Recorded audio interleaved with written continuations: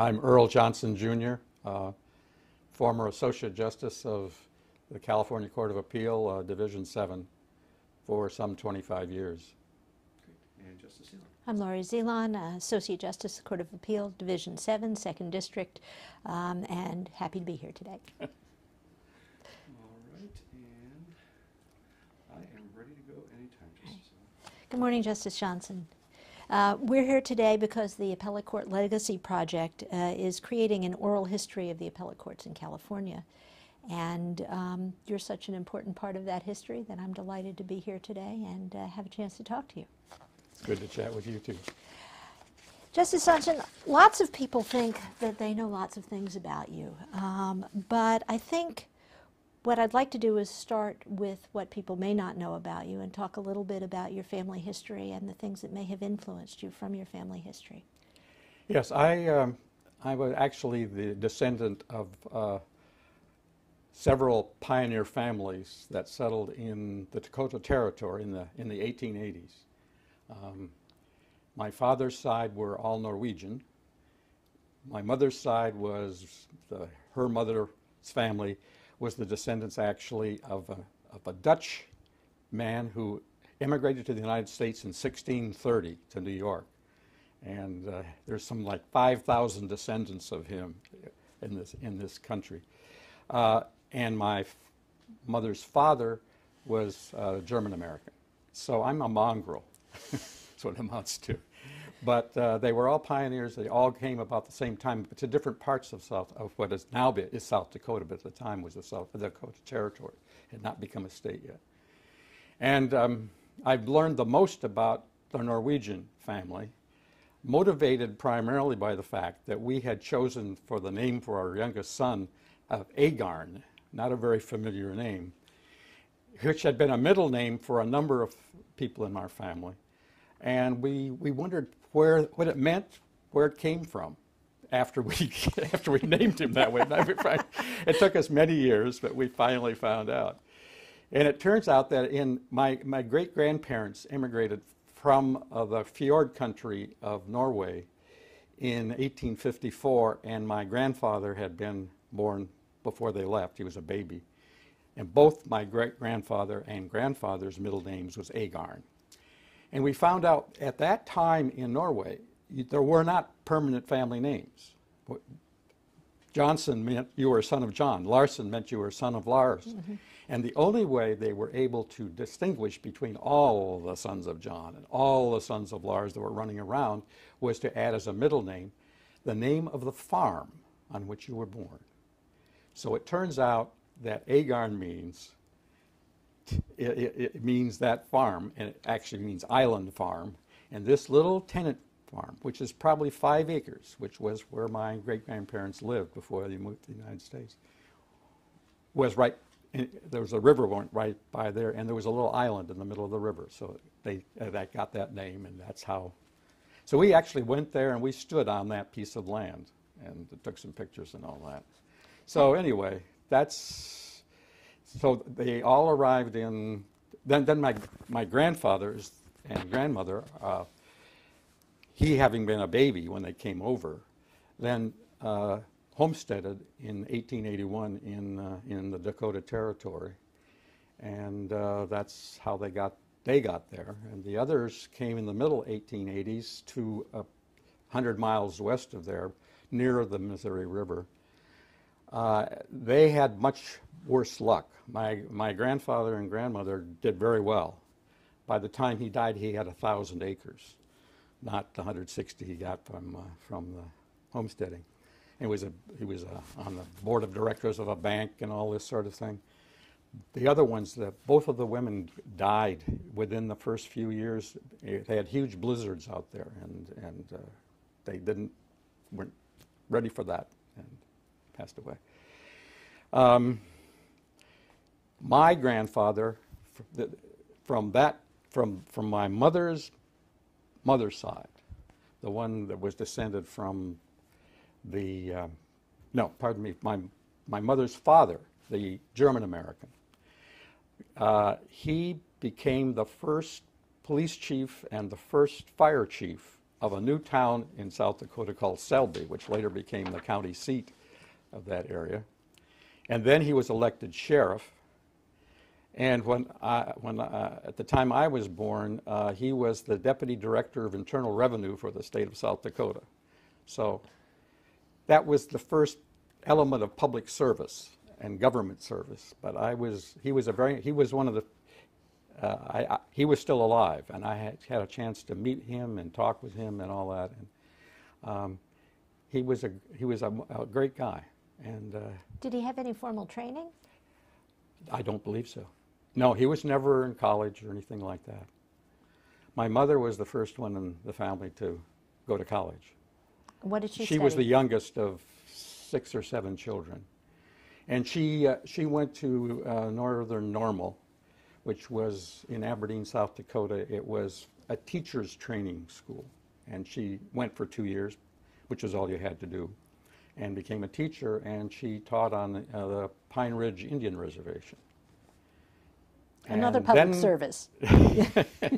And then my father met her.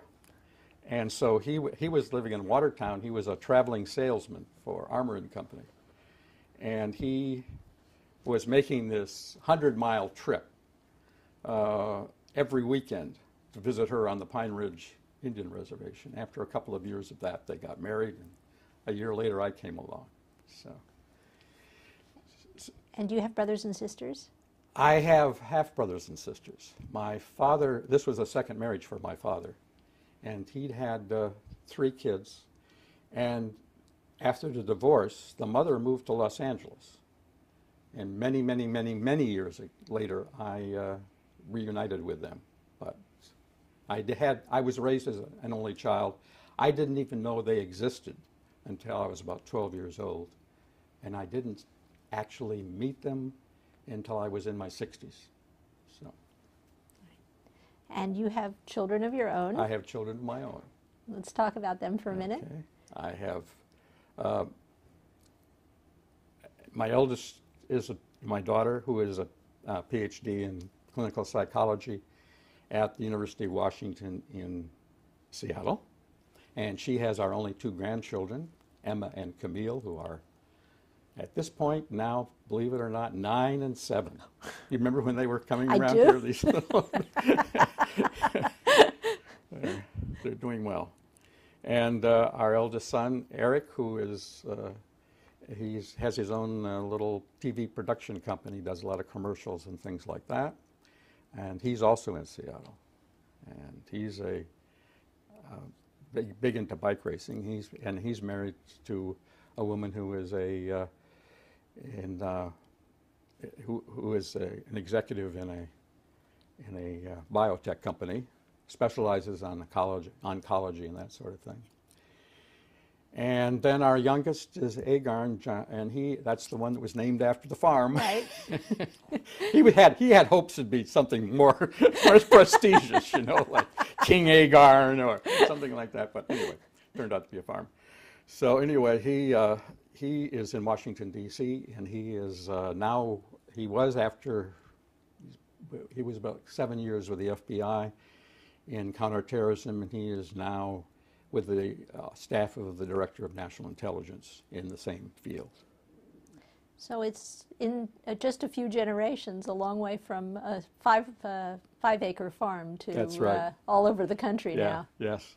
That great-grandfather ended up in Illinois with 157 acres, about twice the size of the main farm that he used to be a tenant farmer on.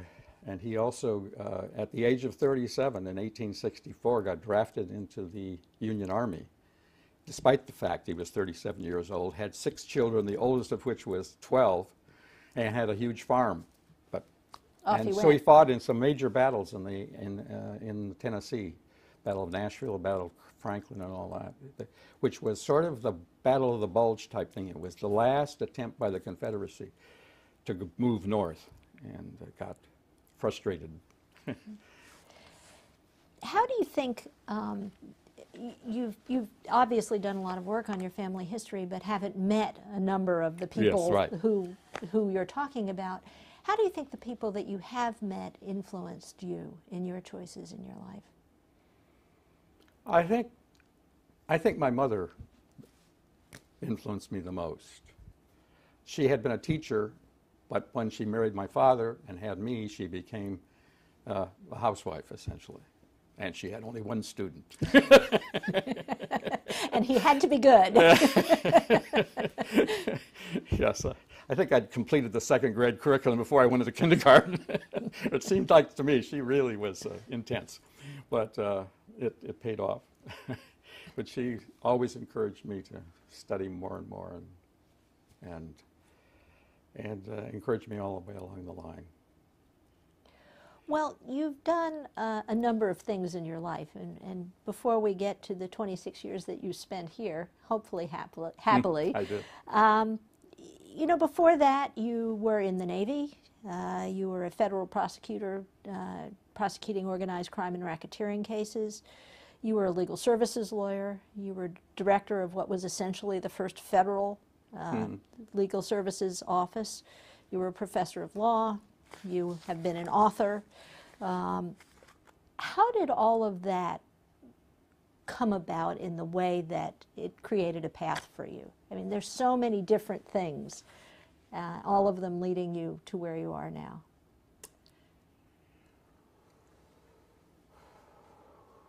Well, where does it start? When I was in high school, I became involved in debate. In fact, I was the captain of the debate team. And debate was a big thing in South Dakota. I don't know if you know, but it was, for one reason or another, it just became a big thing. In fact, a few years before I was there, our debate team from my little high school, the Watertown High School in Watertown, South Dakota, won the national debate championship. So I learned more, and more of my orientation came from being a debater than I learned from my classes in high school. We had terrific topics. We had world government. We had direct election of the president, which think of Bush Gore, right? And we had, and then the welfare state. So in each one of those, you do so much research. You become, you read books and after book after book. And I got a political education. I got an economic education and so forth by doing that. And also learned to become an advocate and interested in being an advocate. And so that, then I was also involved in student government. I was president of the junior class. I was on the student, governing, whatever they called it there. And between my sophomore and between my junior and senior year, I was so heavily involved in debate that I went to a National Institute on Debate that Northwestern ran for high school students. And that was a 6-week thing, and it exposed me to Northwestern as well as exposing me more to debate. So when I got an NROTC scholarship to go to college, paid all tuition, all room and board, full ride. But you had a choice. There was like 50 schools to go to. Having gone to Northwestern for this summer thing, I decided I liked it, and that's where I would go.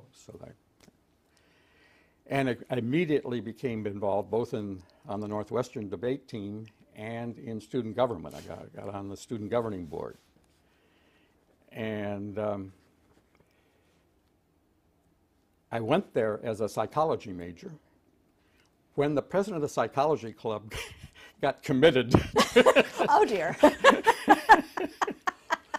I decided maybe I became an economics major. And I was really heavy into economics. I thought I was going to become an economist. In fact, by the time I graduated, I had taken so many graduate level economics courses, I had fulfilled all of the course requirements for an MA. And I had some offers from economics departments for graduate school and all this sort of thing, but I had a 3-year commitment to the Navy coming up.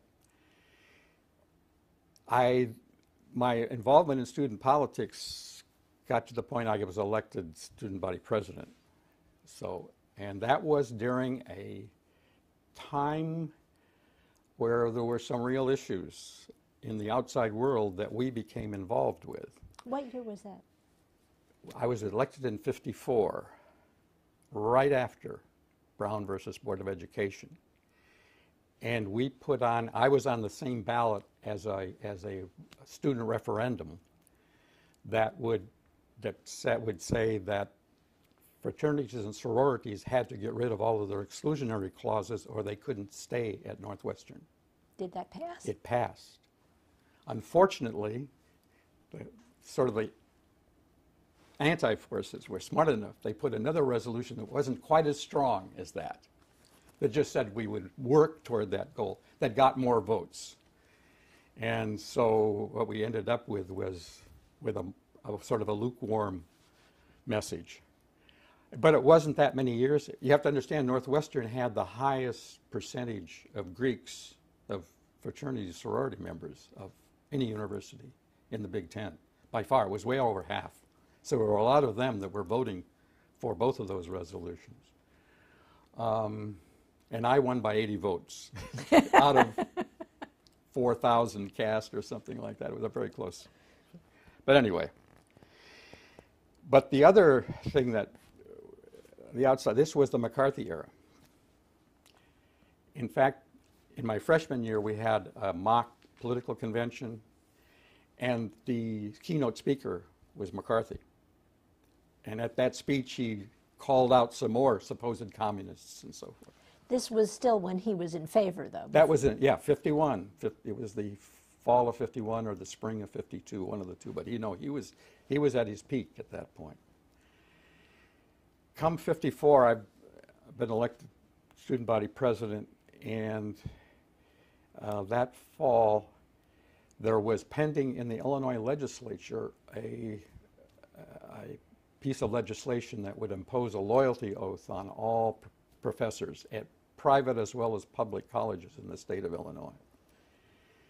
And so our student government passed a resolution against that, and the chair of the faculty senate and myself drove down to Champaign to testify against this thing. As it ended up, we submitted our testimony. We didn't actually testify because the one they used as the chief spokesman against it was a Korean War veteran, and who spoke against it and said, that's not what I fought for. Well, this is a precursor of things to come, right? And it got defeated. It did get defeated. Yeah. So it wasn't the usual just, stuff you usually get involved in student government. There were some other more substantive issues involved at the time. Did you think But that got me, okay. So by the time I graduated, I had decided I wanted to be a lawyer. That was my question. But the Navy was in the way. So for the 3 years that I was in the Navy, I was marking time. I mean, I was just anxious to get out. And since by that time the Korean War was all gone, and the draft was gone and all this sort of thing, all of the people that graduated from college with me that were going to law school went immediately to law school. So when I got out of the Navy, all of my contemporaries were already lawyers or about to be lawyers. So I was very anxious to get moving and make this law school career as short as possible. And that figured into my choice of law schools. I got accepted at Harvard, Yale, Stanford, all these. I also got accepted at the University of Chicago, and the University of Chicago had what they called a summer entering class or program. So you could start in June. They were on a quarter system, and you could go 9 straight quarters. So essentially, you graduated in 2 years and 2 months. You cut a whole year off of. You graduated in August of what would be ordinarily the September you start your 3rd year of law school. So it was really 2 years of law school. So I did that. And they had a full scholarship and all that. So again, my parents could never afford it, the cost of all this stuff. Now, the cost of all this stuff, you have to understand. You know what tuition was at the University of Chicago in 1960 or 1958 when I started? I'm guessing something around $1,000. $1,000 a semester. Or $2,000 a year, pardon me, I guess is a better way of saying it. But that was still a lot of money then. That was a lot of money then. And And they allowed you could borrow from the university for your living expenses as much as your tuition was, so $2,000. So that was a good start, but I worked the whole time I was there.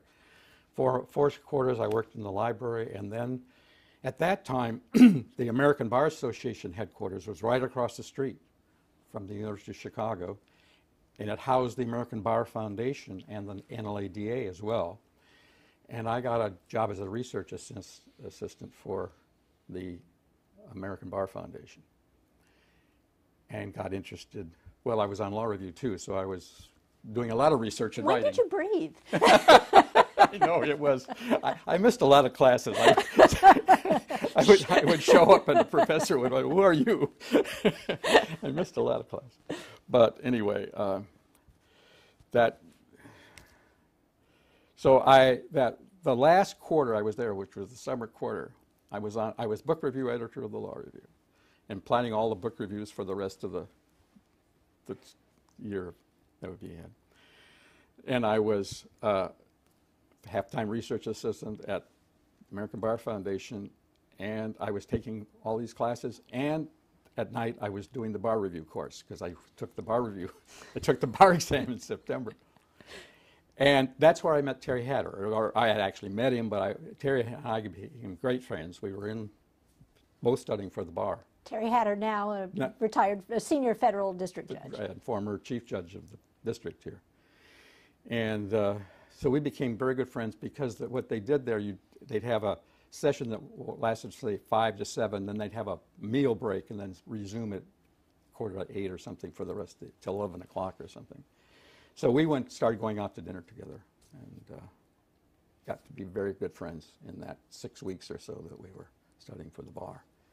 You know, it's sort of like being in the trenches together or something like that. Only no one's firing real bullets at you. So then, wait, okay. Having done this, yes. Having chosen the law school and gone 9 straight quarters, you would think I'd go out into practice immediately. No. I wanted to be a criminal lawyer. First, I want to be prosecutor and then a criminal defense lawyer. That's what I imagine myself as a trial lawyer. So that was your plan? That was my plan. And the entire amount of criminal law taught at the University of Chicago at that time was 1/4 of criminal law. In your first year? In the first year, there was not even criminal procedure. There was nothing. So I saw a brochure that the Ford Foundation had set up a program at Northwestern Law School across town. They were recruiting for a graduate program to get an LLM in criminal law. So I decided, and it was full tuition, and they paid all expenses. I mean, you know, a very nice living wage. I wouldn't have to work anymore while I did that. It became probably the most influential year in terms of the course of my career. First, one thing, Gary Bello was also in that class. So Tell us who Gary Bello was, just for a minute. Well, Gary Bello, probably the most charismatic guy I've ever met. He was later a professor for many years at Harvard Law School, but he and I were joined at the hip for about 10 years, and I'll get into that But we met there. There was only about 5 or 6 people in this program. And it was the only time that I know of in Gary Bello's life when he had free time, when he wasn't overbooked, overextended. And we'd head off to Rush Street to see Lenny Bruce or Odetta or whatever, all kinds of things. We'd go to movies about 5 times a week, usually at 10 o'clock or midnight or something like that. We became very good friends, and we had deep philosophical discussions and political discussions, so we got to know each other very, very well. What year was this? This would be 60-61, so academic year 60-61. It was quiet politically then, more or less. Well, it was I was there for the election campaign of 1960 between Nixon and Kennedy. In fact, I was downtown for one of the times when Kennedy came through and campaigns. Didn't hear him speak, but I saw him go by and all that. So, but it was, by comparison, fairly quiet. I did my dissertation on organized crime. And got recruited or accepted into the honor graduate program at the Department of Justice. And when I first went there, I was assigned to the General Crimes Division. And I shared an office with Bob Talcott and Bob Timlin. None of us had ever been to California. Bob Timlin later became an appellate justice on the 4th District, and then the first federal judge in Riverside, I think. And Bob Talcott became a prominent criminal defense lawyer here, and then became, I think, a bar court judge. And I came out here, later on to. Yeah, so it was a pure happenstance because none of us had ever been to California. And all had of no us ended up plans. here. I had no plans to go there at that time. The word about my dissertation got out, and I got a call from the head of the organized crime section inviting me to transfer over there. So I was fairly shortly over in the organized crime section, left Bob behind. And in the meantime, Gary had moved to Washington, D.C. also to join the public defender's office. And we continued socializing all the time when we were there. We didn't really feel that much in conflict because he was busy defending the poor and powerless, and I was busy prosecuting the rich and powerful, i.e. the mafia et al. In September of '62, I was sent to the Miami field office of the organized crime section, where I partnered with Sheldon Krantz, whom you may know as Laurie Robinson's husband, who later became the dean of University of San Diego Law School, et cetera. Anyway, we had some good grand juries and prosecutions there. I tried my first 2 little cases, a couple of bookmakers and so forth. I got at least my feet wet in the trial court for the first time. And then I got a call from headquarters saying they had an opportunity, they thought, to finagle getting an organized crime section office set up in Las Vegas. They'd had political problems doing so. But what had happened, that office needed someone to prosecute their criminal cases. They had a lawyer, an assistant to do the civil. It's a very small office. Right. It was one federal court there at that time.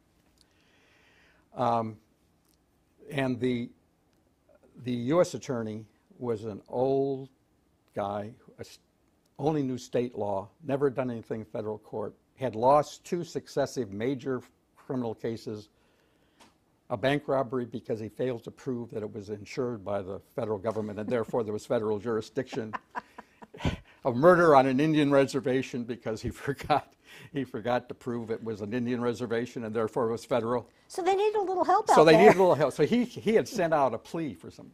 So the idea was I would go out there to prosecute all kinds of cases and then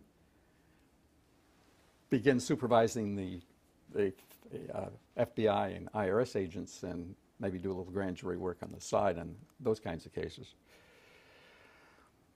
So that's what I did. I was sent out there in October of 1963.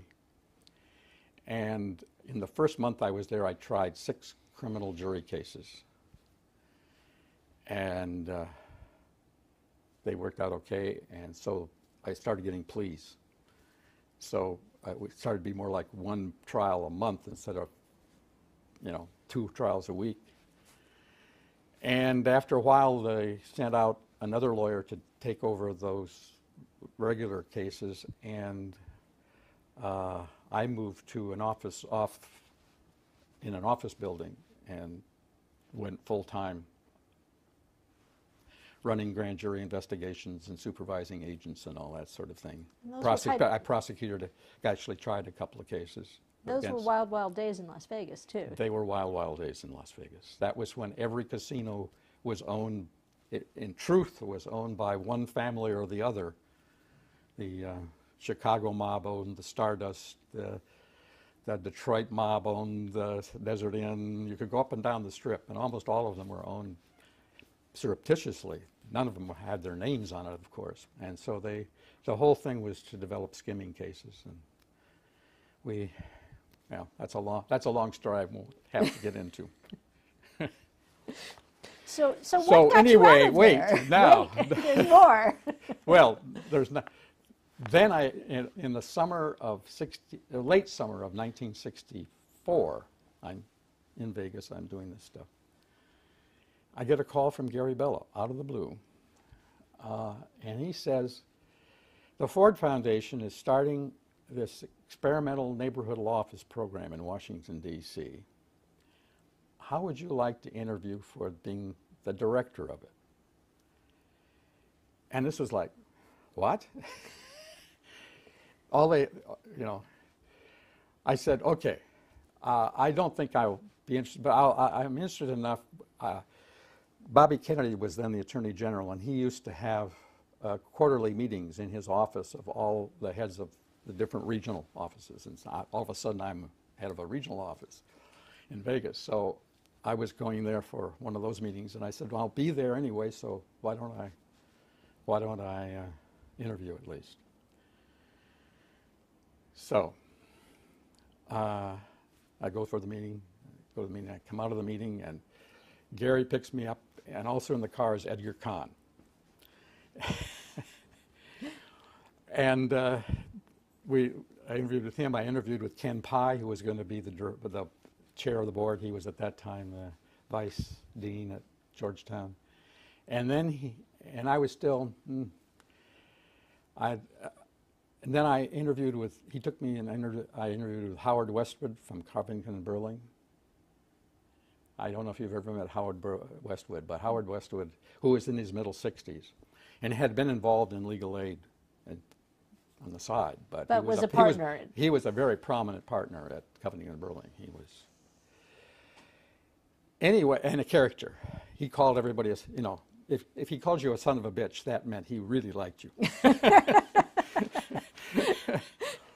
So we have this interview, and at the end of the interview, he says, you know what you should do, you son of a bitch?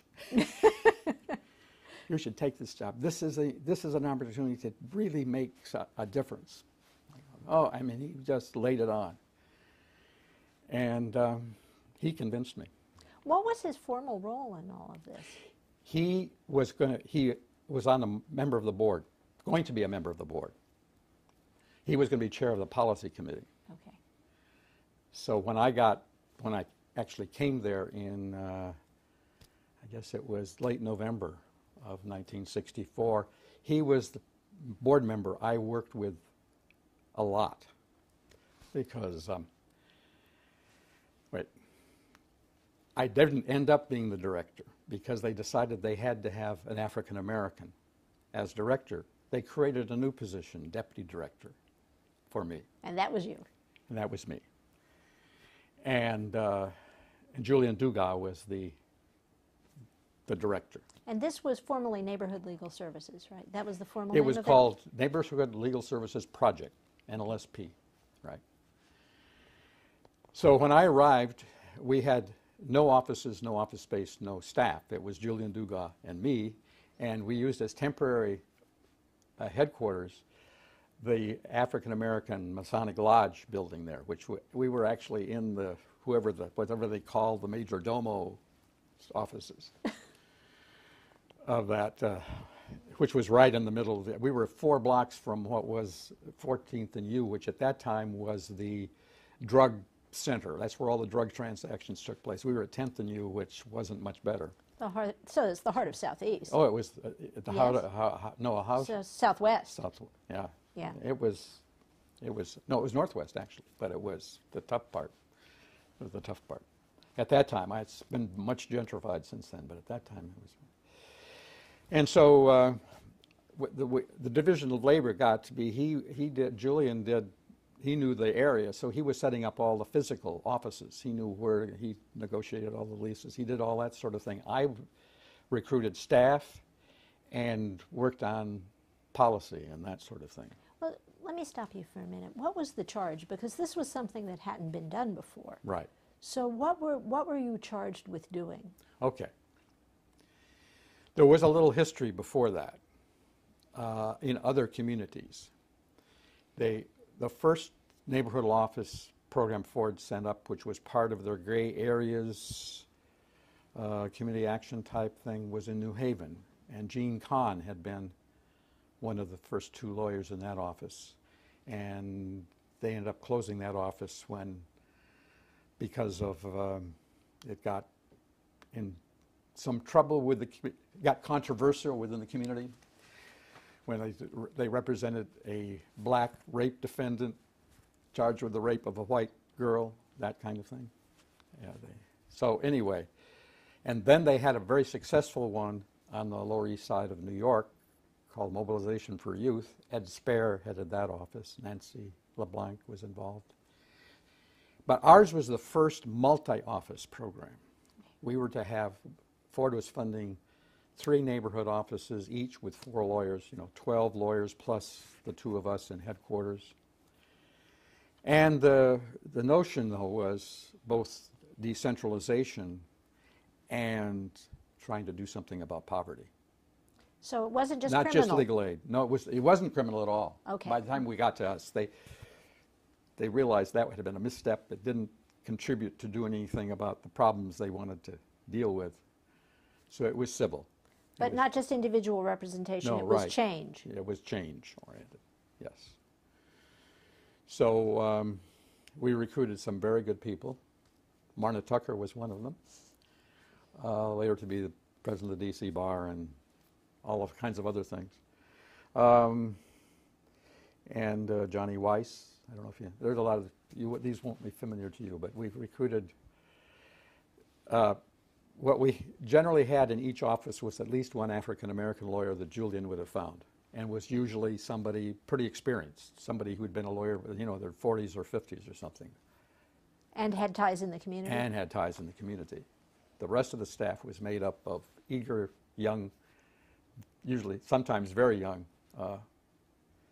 white folk lawyers, and some, really top-notch people. Almost all of them in law review and all that sort of thing, and very eager, ready to go to war. And so I got a lot of calls from judges. I remember one from landlord-tenant court who called up to say, this job used to be easy. He said, now my desk is stacked full of responsive papers from the tenants and so forth. Says they're trying to take every $15 case to the Supreme Court. In other words, the tenants were asserting their rights. They were asserting their rights, and they were winning more often than not. If they didn't win in the trial court, they were winning in the appellate court, so which tended to be more friendly to them. So I had been doing that. Simultaneously, while this was happening, the war on poverty was starting. And in fact, very early in the game, we got, in addition to the Ford funding that we got a grant from OEO. It was before they actually had a legal services program. They just gave a grant to our program to open 7 more offices. So we ended up with 30 lawyers and 10 offices besides our headquarters staff. All within D.C. All within D.C. When did you meet Sergeant Shriver? Okay. That took a while. They were starting this, right, and Edgar and Gene Kahn's article got to Shriver, and Shriver read it in his car, no, at home, until 2 o'clock in the morning, called them at 2 o'clock in the morning told them to be in his office the next morning, they were both working other places, you know. And by the end of that meeting, said, we're going to have a legal services program. And he had hired Edgar to be his speechwriter and hired Gene to be a consultant to put together a program. So a lot of things happened, you know. The ABA endorsed it in February and all that. And finally, in August at the ABA, they couldn't find a director. They had a program, they had an endorsement from the ABA. They didn't have a director. And at the August meeting of the ABA, Howard Westwood, again, asked or told Clint Bamberger, you know what you should do, you son of a bitch? You should be the director of that program. Now, which year was this? This was 1965. Okay.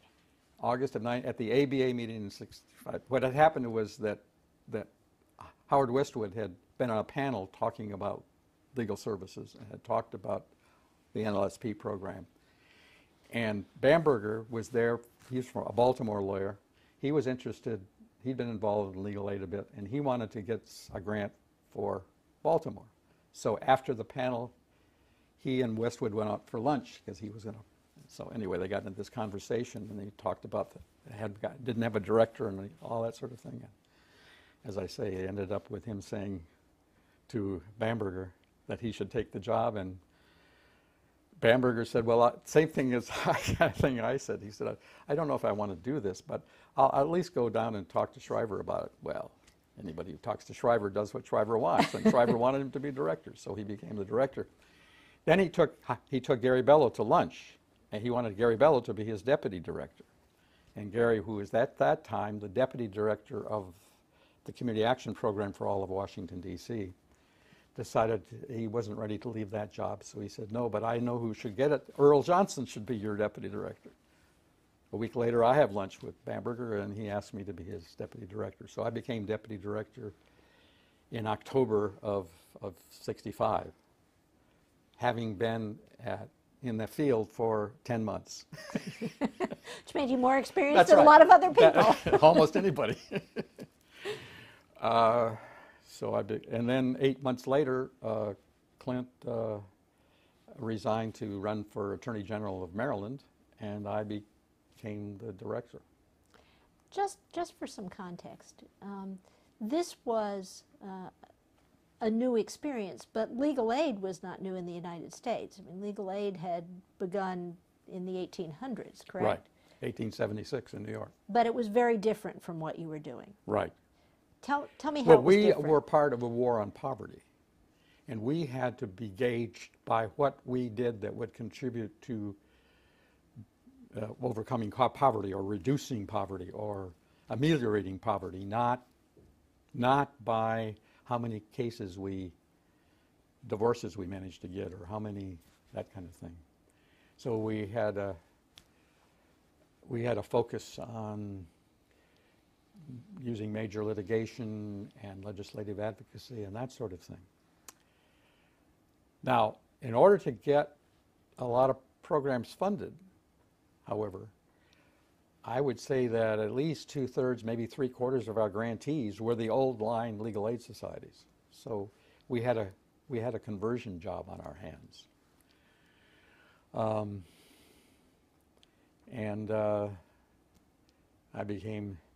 When I became director,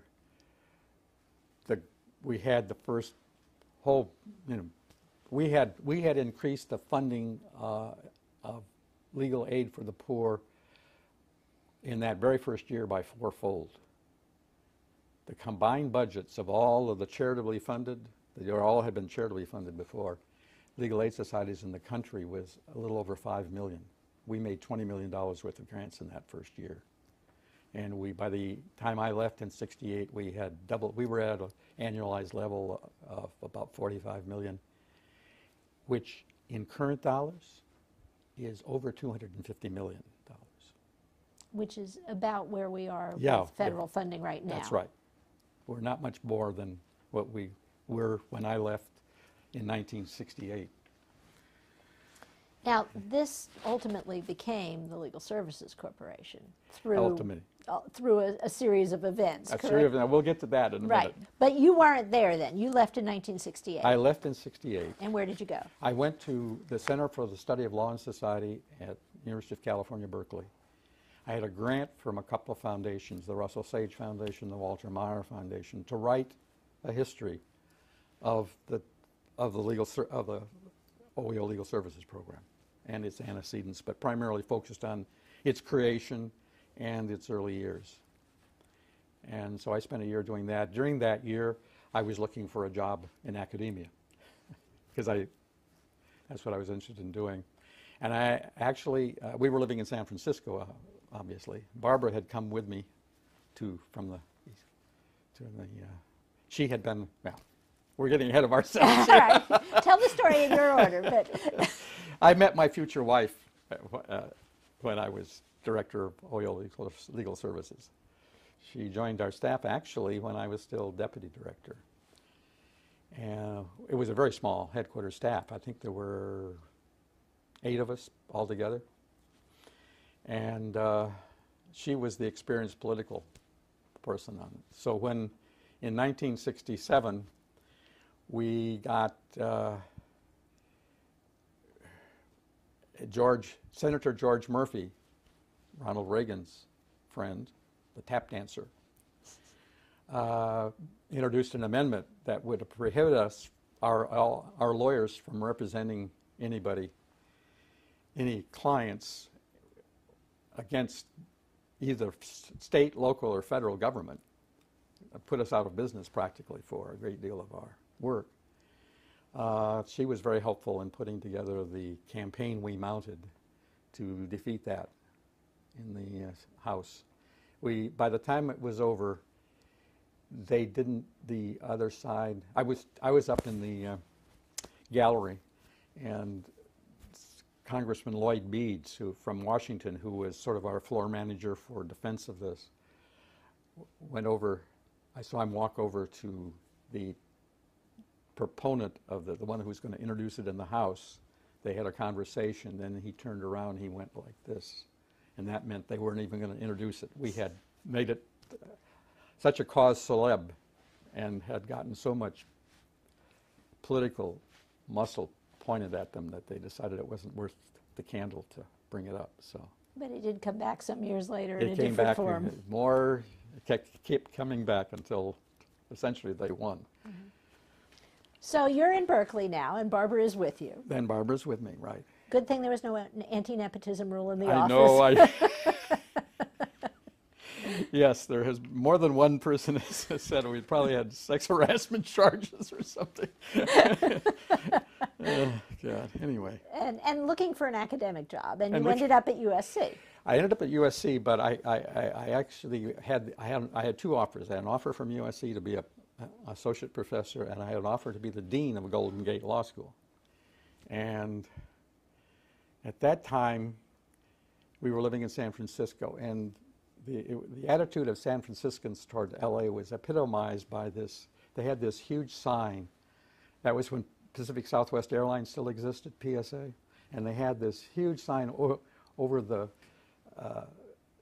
billboard, a huge billboard in downtown San Francisco that you could see from any of the freeways that said, "If you must fly to Los Angeles."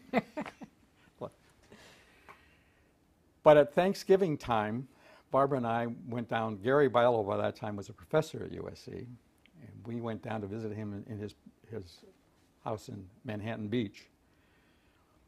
It was Thanksgiving. It was sunny. It was warm. We spent the afternoon at the beach itself, and we decided that maybe Southern California wasn't so bad after all, and eventually accepted the offer at USC. And Gary and I started what was called the USC clinical semester, which was actually a full time for a semester. The students would do nothing but clinical. They had criminal, 2 days of criminal placement, 2 days of civil placement, and 1 day of classes that were connected. Now, this was before clinical education was anything near what it is today. Yes, this was one of the pioneer. We had a grant from the Ford Foundation had set up something called CLEPR, the Council for Legal Education, something or other, but it was essentially to fund clinical education. And we were one of the early grantees. And we wrote an article that got a lot of play about the clinical semester and about the issues and that sort of thing. And yeah, we had a big conference there, included people from Canada as well as the United States, that helped bring the momentum for clinical education. So we're now almost to 1970, right? Yeah, I started in 69, 70. I taught evidence at the same time I was doing the proposal to the faculty for the clinical semester that would start the next year. And then Gary and I did that. I did the criminal side, he did the civil side, essentially, when we did the clinical semester.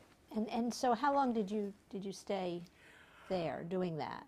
Okay, I did that from 1970 till 73.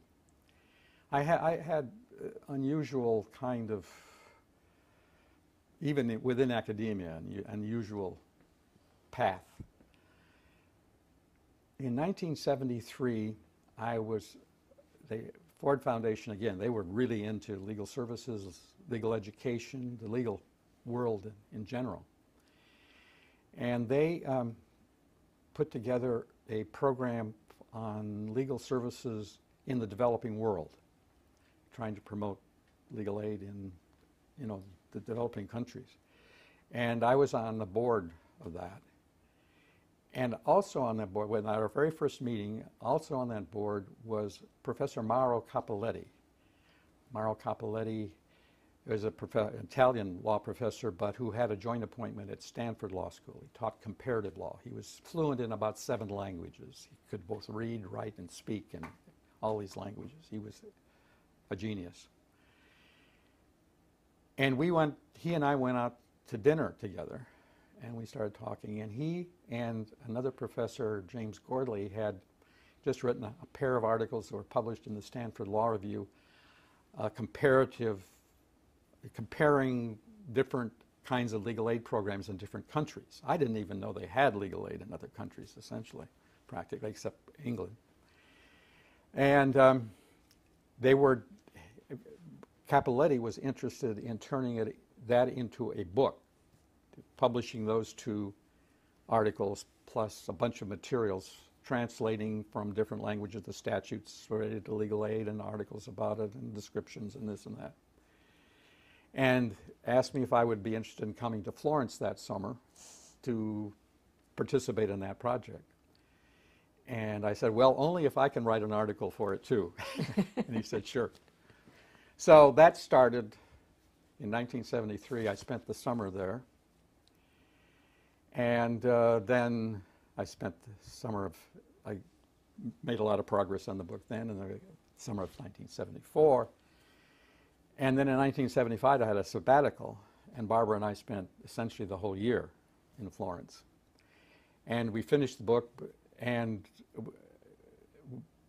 Cappelletti and I had the idea that we wanted to broaden it beyond legal aid, broaden the study that was happening at his Comparative Law Center in Florence beyond legal aid to access to justice in general, all the ways of improving access to justice and all the different mechanisms in different countries. And we got a grant from the Ford Foundation to do so. So in 75, I was there working on that project. And then, while we were there, the State Department asked me if Barbara and I would go on a speaking tour in Africa. It turns out that because of they could use money that could only, foreign money essentially, was cheaper or easier, or they had a bunch that wasn't part of their budget that they could use for somebody who was actually in a foreign country to start with. So we were in Italy, so they could. So we went to 6 different countries in 5 weeks. Probably the most interesting and educational 5 weeks of my life. The last 2 weeks were in South Africa, in the middle of apartheid. And because we were under State Department auspices, we got into places that an ordinary tourist would never be. We got into black townships at night, went to at a reverend's house when some of the black activists were meeting. We had dinner with a liberal lawyer who was in house arrest because of his anti-apartheid activities. We sat in on a pass court where all the Africans who had come into the city when they weren't supposed to be in the city or stayed beyond their work time or whatever it was were being prosecuted. We saw some trials, of course. And all over the country, we lectured at all the different, we lectured at the Zulu University to African law students. At an English university, at a Afrikaners university, at a colored university, at an Indian university, all these different schools. And also, the students would come and tell us about all kinds of stories. And it was, at that time, I would have said there was at most one chance in 1,000 there would be a peaceful resolution of that. We had an Afrikaners woman who went around with us, sort of taking care of us. And the main reason she was working for the American government was so she could get herself and her family out of the country when the revolution happened. Because everyone was expecting it at that point. And of course, all the English people had dual passports. The Afrikaners were the ones that were on the hook. On the hook if there was a real bloodbath. So anyway, it was what's happened is, to me, the greatest miracle of my lifetime in that country. The other thing that was interesting, before we went there, we had been in Ghana. Now Ghana, and West Africa was considered, the climate was so bad, it was considered inhospitable to whites. So the government, except for a few people, they trained the Africans to be the judges and the lawyers. Most of the lawyers and judges we met there, we spent a lot of time with the Chief Justice and a lot of justices and a lot of lawyers, were all English-trained barristers. They'd all been to England. They'd all gone through the Inns of Court, Oxford graduates, Cambridge graduates, and all this. But they were all black Africans. They were all black Africans. And was that the only place in Africa at that point where that was true? No, that was true, All of fairly true in West the Africa. English parts of West Africa. East Africa, which is the climate similar to California, Kenya in that area. It's because it's high country. Even though it's near the equator, it's high enough up that it's the English love living there. So all the legal profession there, even when we were there, long after Kenya was, almost all the judges were whites. And there were just a beginning, a trickle of African lawyers. So anyway, but having that experience in Ghana, these highly educated, highly capable Africans, you get to South Africa and you talk to, particularly the Afrikaners, of course. Well, this is an inferior race there, They couldn't possibly run a government. They couldn't possibly run a court. They couldn't possibly do this. They couldn't possibly do that. Except that they were. Yeah, we'd seen proof positive. Right. So anyway, that was a. So that was in the middle. That was what's that? That's 75. That's 75. Right. If I can just interrupt.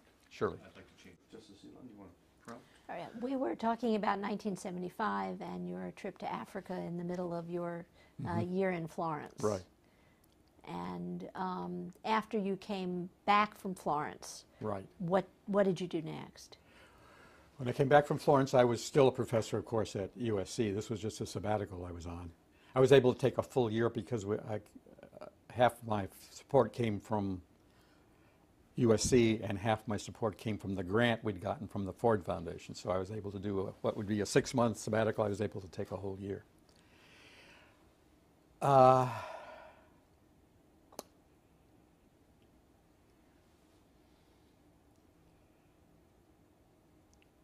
we have left out something very important. Let's and talk very, about it. and a very important person in my life and also in me becoming a judge. Okay.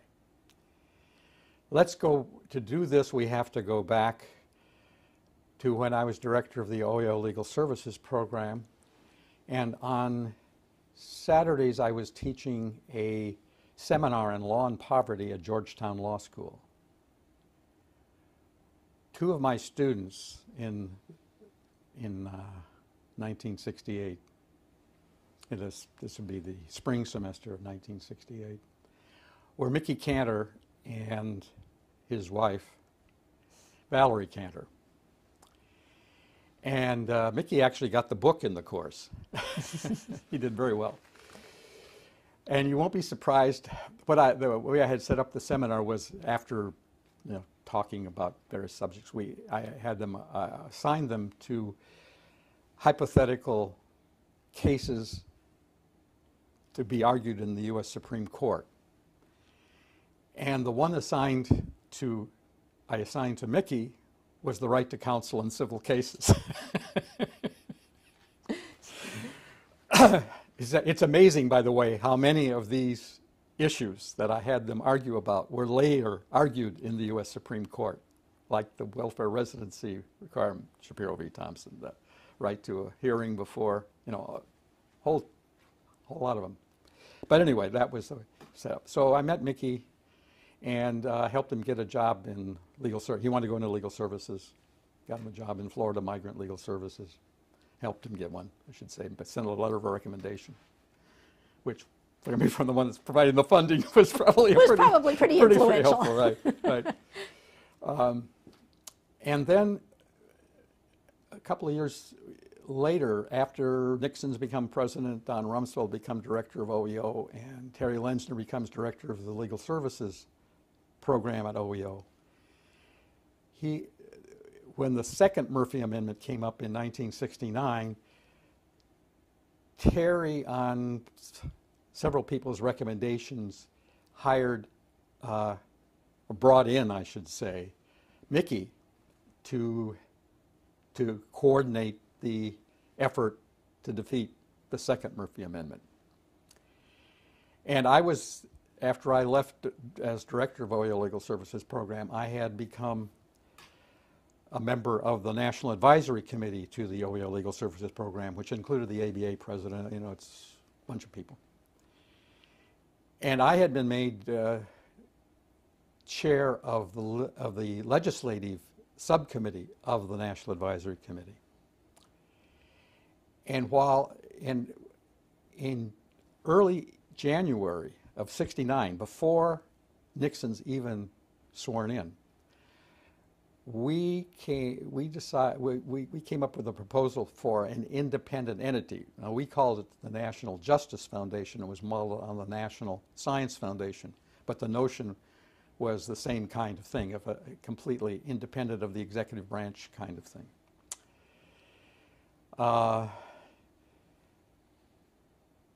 And we actually surfaced that with the Nixon administration. And when I say we, the ABA surfaced it with the Nixon administration. They thought it interesting, but Rumsfeld was very interested in keeping the OEO Legal Services Program. He liked the OEO Legal Services Program, at least initially. He saw it as the best thing in OEO that he was heading. So that went into the back burner. But because I was chairing the legislative committee, which was also worried about the Murphy Amendment, and Mickey was running the operation against it, we had reasons to communicate quite a bit. Then in late 1970, the Nixon administration had a change of heart. Rumsfeld resigned as OEO director, went over to become counsel to the president, taking along his special assistant, Dick Cheney. The rest is history, so to speak.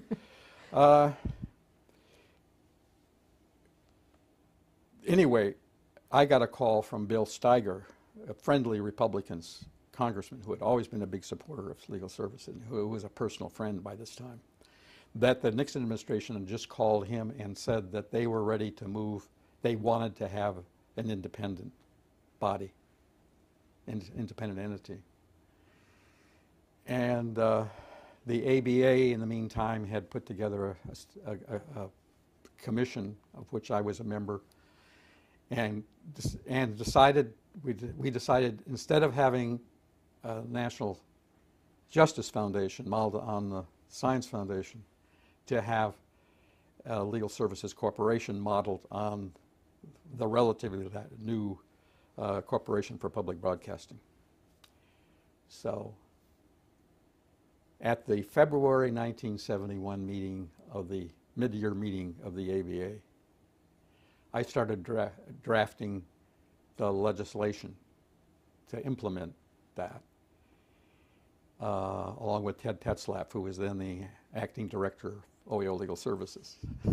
We were meeting up in the... We all meet in the middle. And at breakfast meeting, I had a breakfast meeting with Mickey Cantor, told him we had just formed, or were forming, an organization, a 501c4 lobbying type corporation called Action for Legal Rights, and would he be interested in being the executive director of same? And he fairly soon said yes, and so for the next 2 years he was the chief lobbyist for the effort to get the Legal Services Corporation passed. In 1971 and 1972, we passed it in 71. Nixon vetoed it. It passed both houses in 72, went to conference. The conference committee came out with a version that was, from our perspective, much worse than what either house had passed, and we asked for it to be withdrawn. Big mistake in looking back, because it was much better than what we actually got through the third time around. But Mickey was not involved in the third and successful attempt in 73, 74, because he had been recruited by Alan Cranston to run Alan Cranston's re-election campaign, Senator Alan Cranston of California. So he moved back here. And he, of course, knew Barbara, knew me. He hired Barbara to be head of scheduling in advance for that campaign, thus beginning a lot of continuing social and professional relations with Mickey.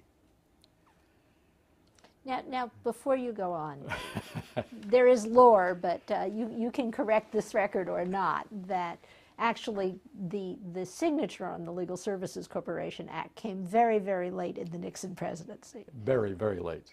Almost with the helicopter blades. Not quite that, but it was actually on July 25th of 1974. He signed it. Yeah, there's, it appears he was, shall we say, almost forced to sign it by Alexander Haig, who was then his chief of staff, and who had told, well, what had happened was a bunch of conservative senators had told Nixon that they were going to withdraw their support when this indictment finally reached the Senate, unless he restored a bad amendment, bad from the perspective of legal services lawyers, to the, it was called the Edith Green Amendment, but it was to the legislation, which had passed both houses at this stage. It was just sitting on the president's desk for signature, and he said he would veto it unless they did this. Well, they did it. They took it back to conference, and they put in the amendment, and then it came back to the president's desk. And from Haig, since Haig is the one who had communicated the message, he felt honor bound. And I think even Nixon would have realized that it would have cost a firestorm had he vetoed, because he had proposed the legislation initially, and by this time it was getting pretty close to what he had proposed. But Haig essentially threatened to resign. To have his chief of staff resign at that moment in time would have been the same thing as resigning, which he did 10 days later. But that was after he lost in the Supreme Court. The tapes were going to have to be turned over. The rest of the stuff came down the pike, and he resigned. But it was very close to, it was the last piece of legislation he signed into law. Well, I diverted you because I knew you knew that story. But back to California. Back to California. Mickey Cantor is working for Senator Cranston. That's correct. And Barbara is working for Senator Cranston. Cranston. Yes. And you're at USC. And I'm at USC. And we're back in '75. This is, again, where my pattern, for the next 4 years, at least, 5 years actually, I didn't teach a course. I was entirely involved in grant-supported research. In clinical education? No. We started a program at this USC Social Science Research Institute. I got a joint appointment as a senior, what they called it, I can't remember, but anyway, which was in a whole separate building across the campus from the law school. And got a succession of grants from the Ford Foundation, from the National Science Foundation, and so forth, to study alternative dispute resolution, and all things related to access to justice, essentially. Doing domestically, more or less, what Florence was doing internationally. And so, although I still had an office over at the law school, I went to faculty meetings of the law school, I was full-time in research and writing, essentially. And so that was the next 4 years. A couple of books later, and a bunch of articles and so forth. I had a small staff of social scientists. I had four or five social scientists working with me on all these various projects.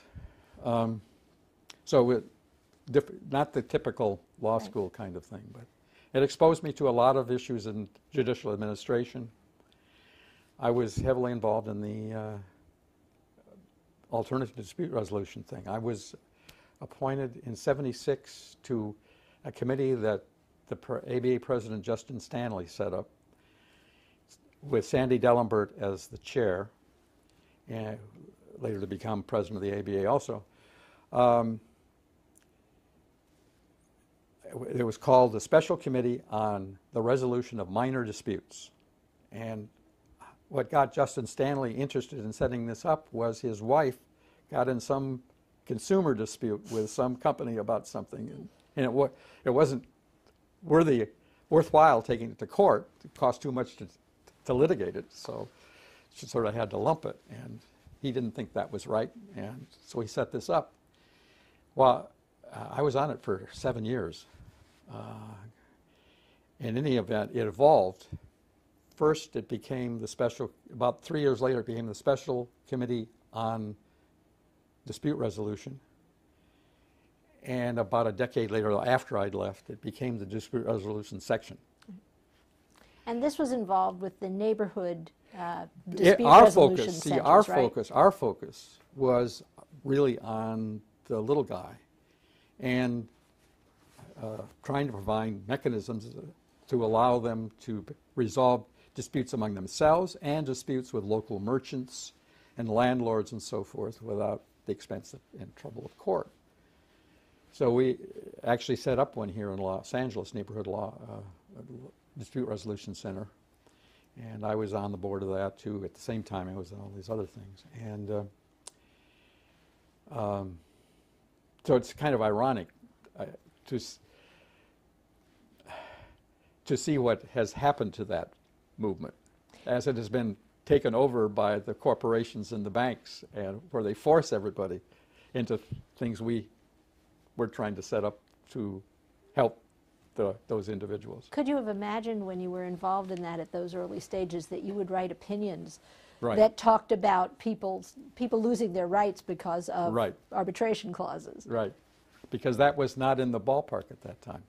I actually wrote a book that Valerie Cantor was a research assistant. At the same time Barbara was working for Mickey, Valerie was working for me, and doing research on a book that was funded by the National Center for State Courts called Outside the Courts, which was all the different alternative mechanisms and all that. So So you were working on this, and Right. you weren't teaching. that's right. And then what happened next? Well, in 1977, this was when Carter was president, and for the first time, a president set up a system for selecting judges, a merit system. He set up public commissions that anybody could submit their name to be appointed to the federal bench for whatever vacancies were open, and then the committee would go through and interview some and then submit usually three names for each vacancy. I decided that the variety of background I had, the many things I had done, would make me a pretty good candidate for an appellate court. I'd seen the judiciary from both sides. I'd been at trial. I'd seen from the advocate side. I'd seen it from many different sides, and also sort of the basic policy questions about how you should resolve disputes and all that. And plus, I had become fairly familiar with how some other foreign countries and their judicial systems worked. And so I put my name in for the Ninth Circuit to the commission they had, because of the creation of some new seats plus some vacancies that developed, they had between the North and the South, they had 6 vacancies at the same time that they were interviewing for. 4 of them here and 2 up there. And they had hundreds of people apply, and they interviewed about 50. I was one of the 50 they interviewed, and they ended up with 16 they submitted to the president. I was one of the 16. And came fairly close, but not quite. But that whetted my appetite. So from then on, I was trying to figure out if I could get on the State Court of Appeal.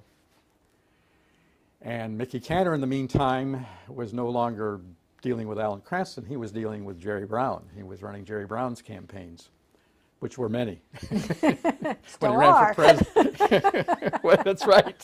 He's back again. So I had one hitch for the state court.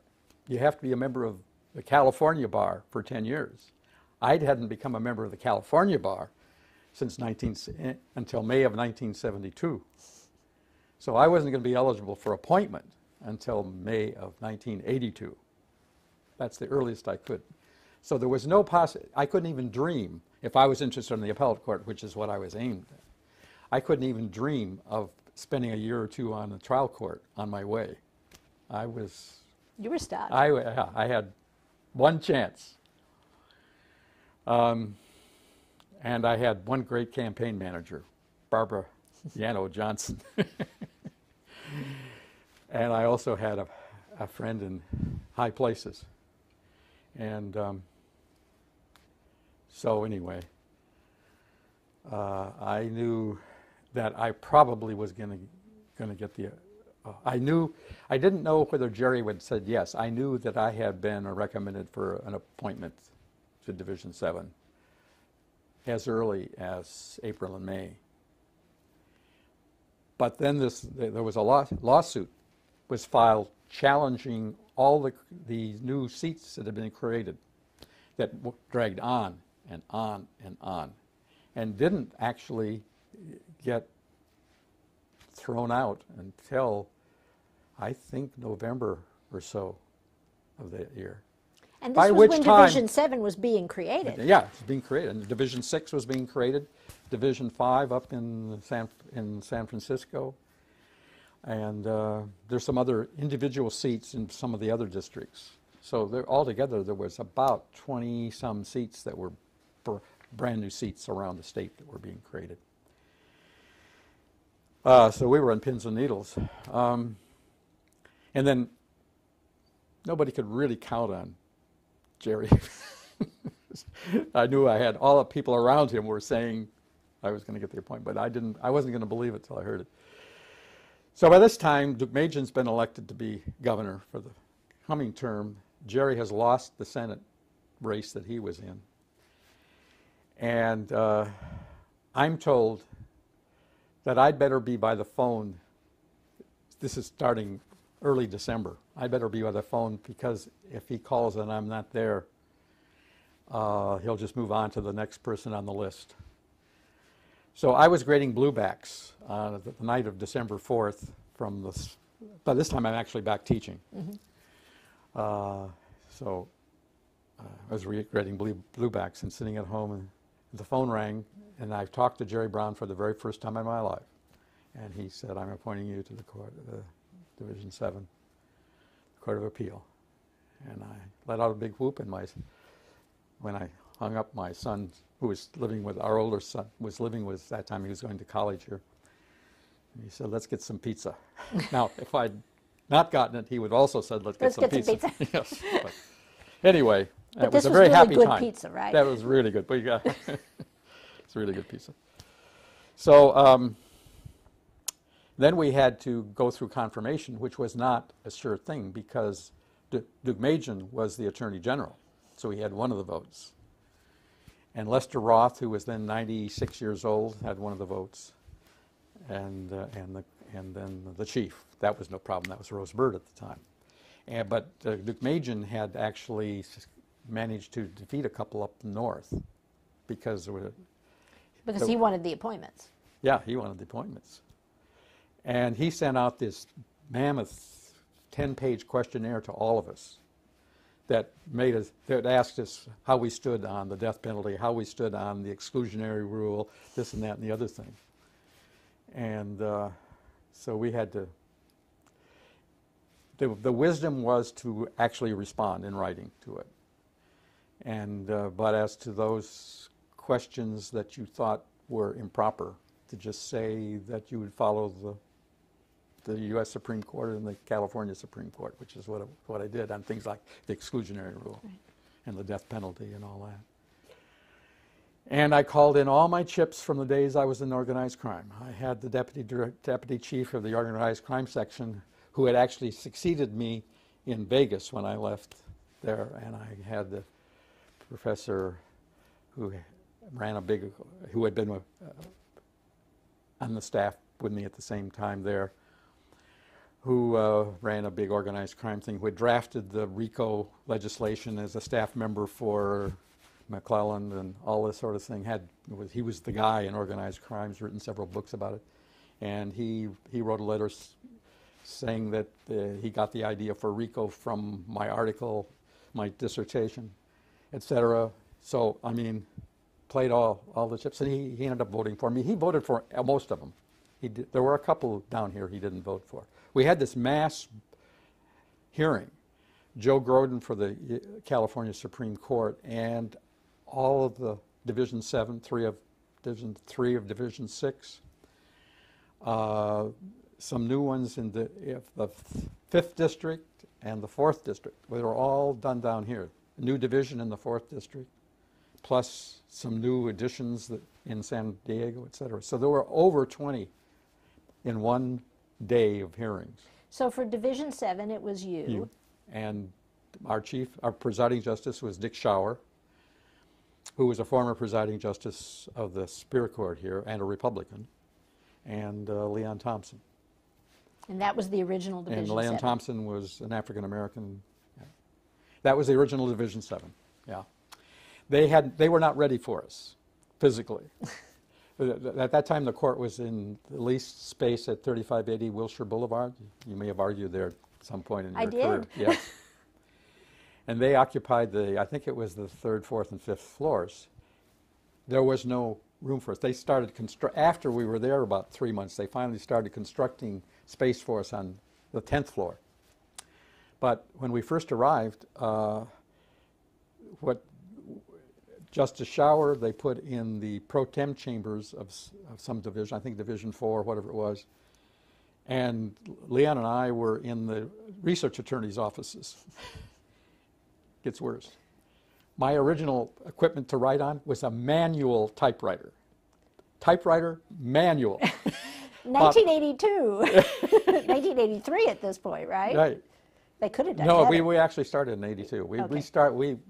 We got confirmed on the 27th, and we were working on the 28th. But anyway, it was about 3 months later I finally got an electric typewriter. I thought I was in heaven. And our research attorneys had to occupy space in the Supreme Court's offices when they come to LA, which were not nearly as nice as what they are in here. But let's talk about. But Schauer, because he had been presiding justice of the Superior Court and had been on the court for almost 20 years at that time, brought immediate credibility to us. But he was smart. He had us go over to the lunchroom, Superior Court lunchroom, and all that sort of thing. But what was it like for you to make that transition? Because you had not practiced law for many, many years. Right. And had never been a trial judge as most of your colleagues, your new colleagues, had been. All of them, probably? No. No. I mean, if you're talking about my immediate, the other two in Division 7, yes. Okay, but not true then as it Not is true. now. That's right. Not true at all. There was Buck Compton went directly from being the deputy chief prosecutor, deputy chief in the DA's office, to being on the court. George Danielson had come directly from the U.S. Congress, where he had been on the Judiciary Committee. There was another name, one who escapes me, who had actually lateraled over from a big firm. What was his name? I can't remember. But there were at least that plus myself. Oh, and then Dean Kingsley from USC had come directly from so there were 5 of us. But at this point, you still had to make a transition to judging from really starting from ground zero on judging, other than what you knew in the theoretical way. But actually, I think it was probably a more difficult transition for Dick and Leon than it was for me. How so? Because the difference between being a trial judge and being an appellate judge. I was a researcher and writer for 20 years, and this is a research and writing job. So I was used to that, and I was used to working with research assistants that would help and so forth. So it was really not much of a transition. It was a little difference in the formatting and so forth. I had done, to the extent you can say appellate work is practice. I had done on a pro bono basis a couple of appeals for the Western Center. So I'd done some briefs and I'd argued in the court a couple of times. So while I was at USC, but you're right. And at USC, in the clinical thing, we did a lot of moot trial stuff where I would be the judge and the students would be the advocates. So I got used to making those kinds of rulings or performing that kind of role, even though it was in an artificial situation. So bottom line, it was not a big transition. Okay, but you had been in positions where you had spoken your mind and you had taken positions, often controversial positions. Yes. And now you were in a position Yes. where you couldn't do that. That's correct. And how was that for you? I deliberately, in part because I did want to really master this job, I sort of bowed out of, I got off the ABA committee and lots of other things. I had, for the first few years I was on the bench, I had almost no extracurricular activities like I had had. My involvements in those kinds of things diminished substantially, almost to zero. And then later on, once I felt I was more comfortable in the job, I really felt that I had it pretty well under control, then I moved back and started becoming involved again in the late 80s. Okay. Did you have anyone that you were looking at as a model, or a model that you held in your own mind as to how you wanted to do the job?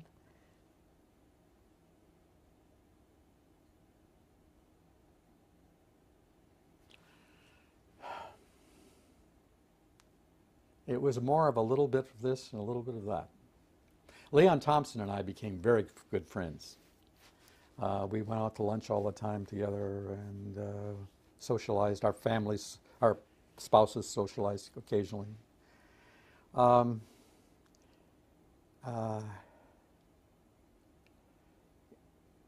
we shared a lot philosophically, attitudes towards, but I picked up a lot of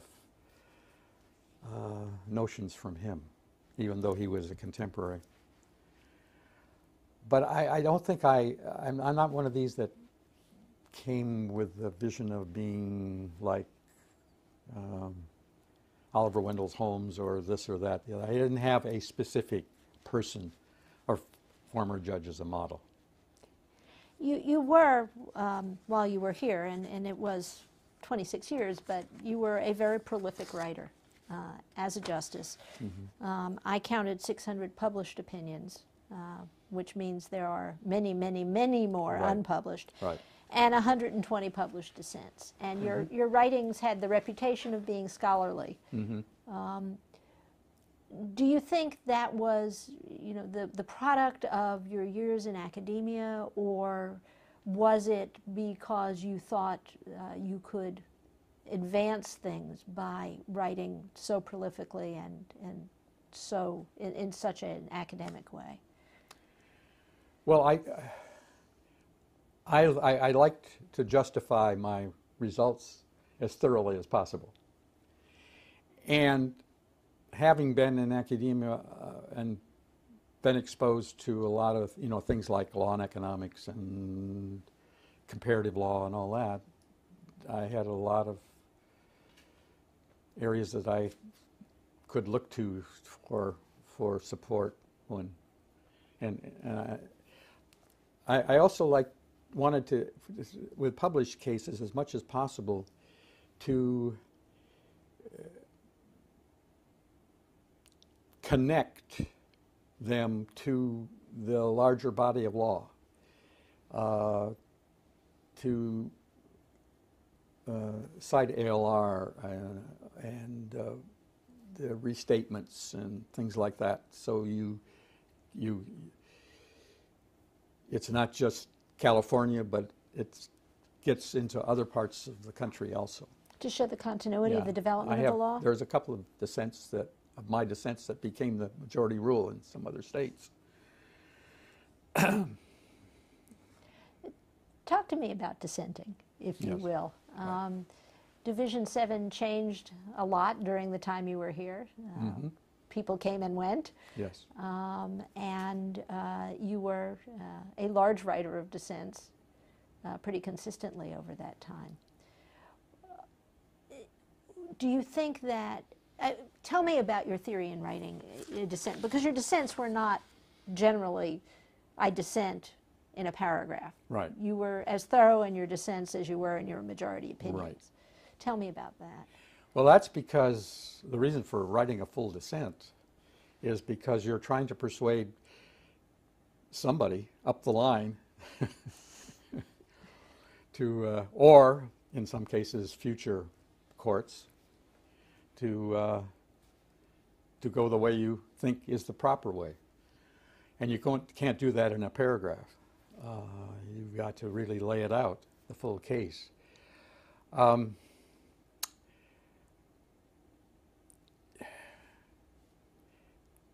The bulk of my dissents were actually written in about a decade or so, in which we were a 3-justice court consisting of Justice Lilly, Justice Woods, and myself. Before that, I think I had one dissent in the entire time, the year and a half that it was Schauer and Thompson and me. And very little when it was Lilly, Thompson, and me, maybe 3 or 4 in that whole 4 years or something that we were together. So it was only when our court moved in a more conservative direction that I started dissenting a fair amount. And there's actually, in my view, more reason for someone to dissent if they're on an intermediate court of appeal like we are than if you were on a Supreme Court, because the Supreme Court, your audience really is only future Supreme Courts. But with us, you've got the California Supreme Court that might be persuaded by your dissent. I had 1 year in which I wrote, a bunch of dissents, but 6 of them were taken by the Supreme Court, and they reversed the majority in all 6 of those cases. So sometimes it has effect that way. But there's also, in criminal cases, the Ninth Circuit. Even if the California Supreme Court doesn't buy it, the Ninth Circuit may buy it. Were you ever writing? Then there's the U.S. Supreme Court. But were you ever writing for sister courts of appeal? Because, of course, we're not bound by each other. That's right. And you might persuade another panel in another district or even in this district to see your point of view? Yes. Yeah, that, particularly when there is a kind of issue that's being written about all over the place. Like whether trial courts had discretion to strike a strike. There were opinions being written all over the place on that. And I was writing dissents in those cases saying that they should have discretion or did have discretion. And there was one other court up north that a majority was writing that way. All the rest were saying no discretion. And the California Supreme Court finally took the case, and they said there was discretion. Yeah, but I was aiming those at other courts of appeal, trying to see if there were, besides the one up north that on its own had decided that way, persuade. So there were lengthy opinions. Finally, by the end, I was not bothering publishing them, nor making them lengthy. All I was doing was taking our division, for one reason or another, got all of the bad situations. We got the third strike being the theft of a piece of pizza, and another one a hair curler, and this and that and the other thing. So I started compounding those and just saying, no wonder trial courts are tempted to dismiss third strikes when they are like, and then I go this one, this one, this one, this one, and this one from our experience. Anyway, so yes, you do try to persuade whoever is persuadable. You mentioned a little bit about, after your early years on the court, going back to your public activity. Mm-hmm. And I know now, of course, that the arc of your public activity has always been on access to justice. Mm-hmm. What kinds of things did you begin to do as a judge? And did you feel that sitting as a judge, you had different roles to play? Yes, I did. Yeah, I thought there were some limitations, but because you are, according to the canons, able to do things that contribute to the administration of justice, I felt there was a fair amount of leeway in terms of things I could do. I guess when I first really got back, and it was in 1988, I got a call from Bob Raven, who was just been made president-elect of the ABA. Excuse me. And he had been the ABA designee on the board of the National Legal Aid and Defender Association, and he said he didn't feel he could continue that role. Would I take that position? So I did. I had to recuse myself every once in a while from a vote, but not very often. And it was while I was there that I was about the second meeting I went to. Ted Voorhees, who had been president of the NLADA back in the OEO Legal Services days and had been very active in legal services and all, passed away. And I realized that we didn't have any of his papers. We didn't have an oral history from him. He'd played a very key role in the early days. And so I suggested at the board meeting, we should try to set up some kind of repository of historical materials. I made the terrible mistake of not suggesting who else on the board would be the perfect person to implement this idea, and got stuck with chairing the committee, which eventually became, through a long series of things, the National Equal Justice Library, which first was at American University, is now at Georgetown, and I'm still on the board. You can never get off I of know, that. it's just amazing. But that's been an amazing repository for the history It of has the been. legal services movement in the It United has. States. And we've done well over 70 oral histories of people who were involved, many of whom are no longer with us, and therefore we would have lost their recollections and their important roles in history, but for that.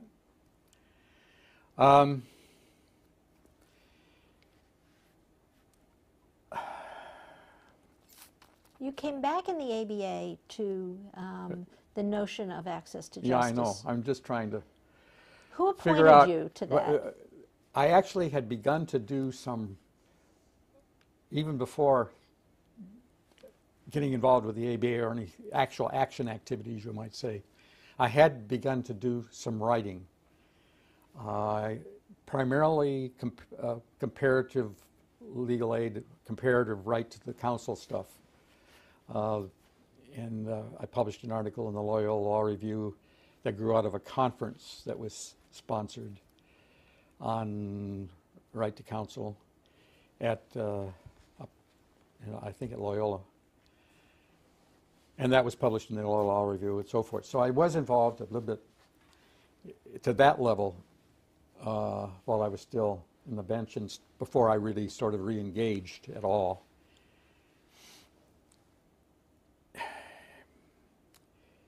In 1991, my friend Sandy Dellenbert, who'd been chair of that first committee on alternative dispute resolution, became president-elect of the ABA.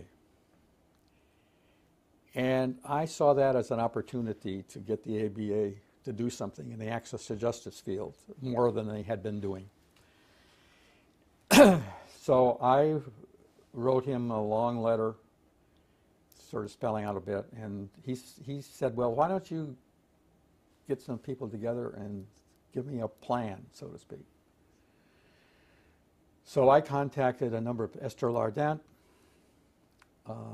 Vic Gemignani, a few others.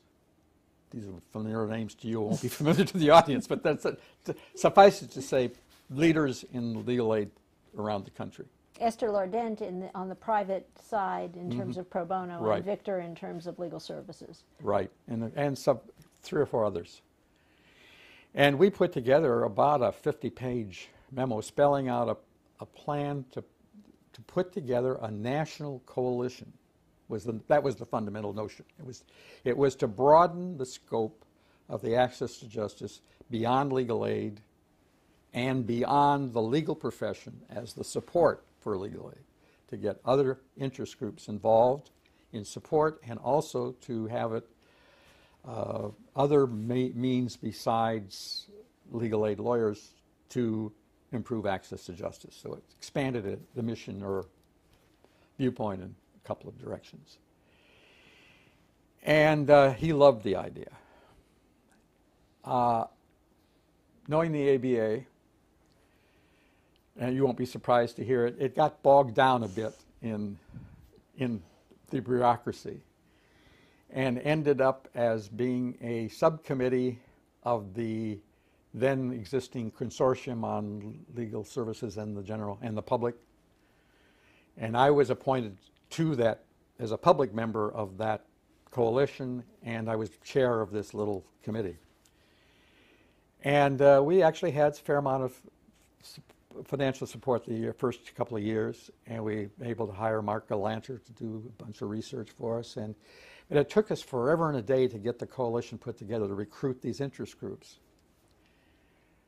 By the time we actually had our first meeting of the actual coalition,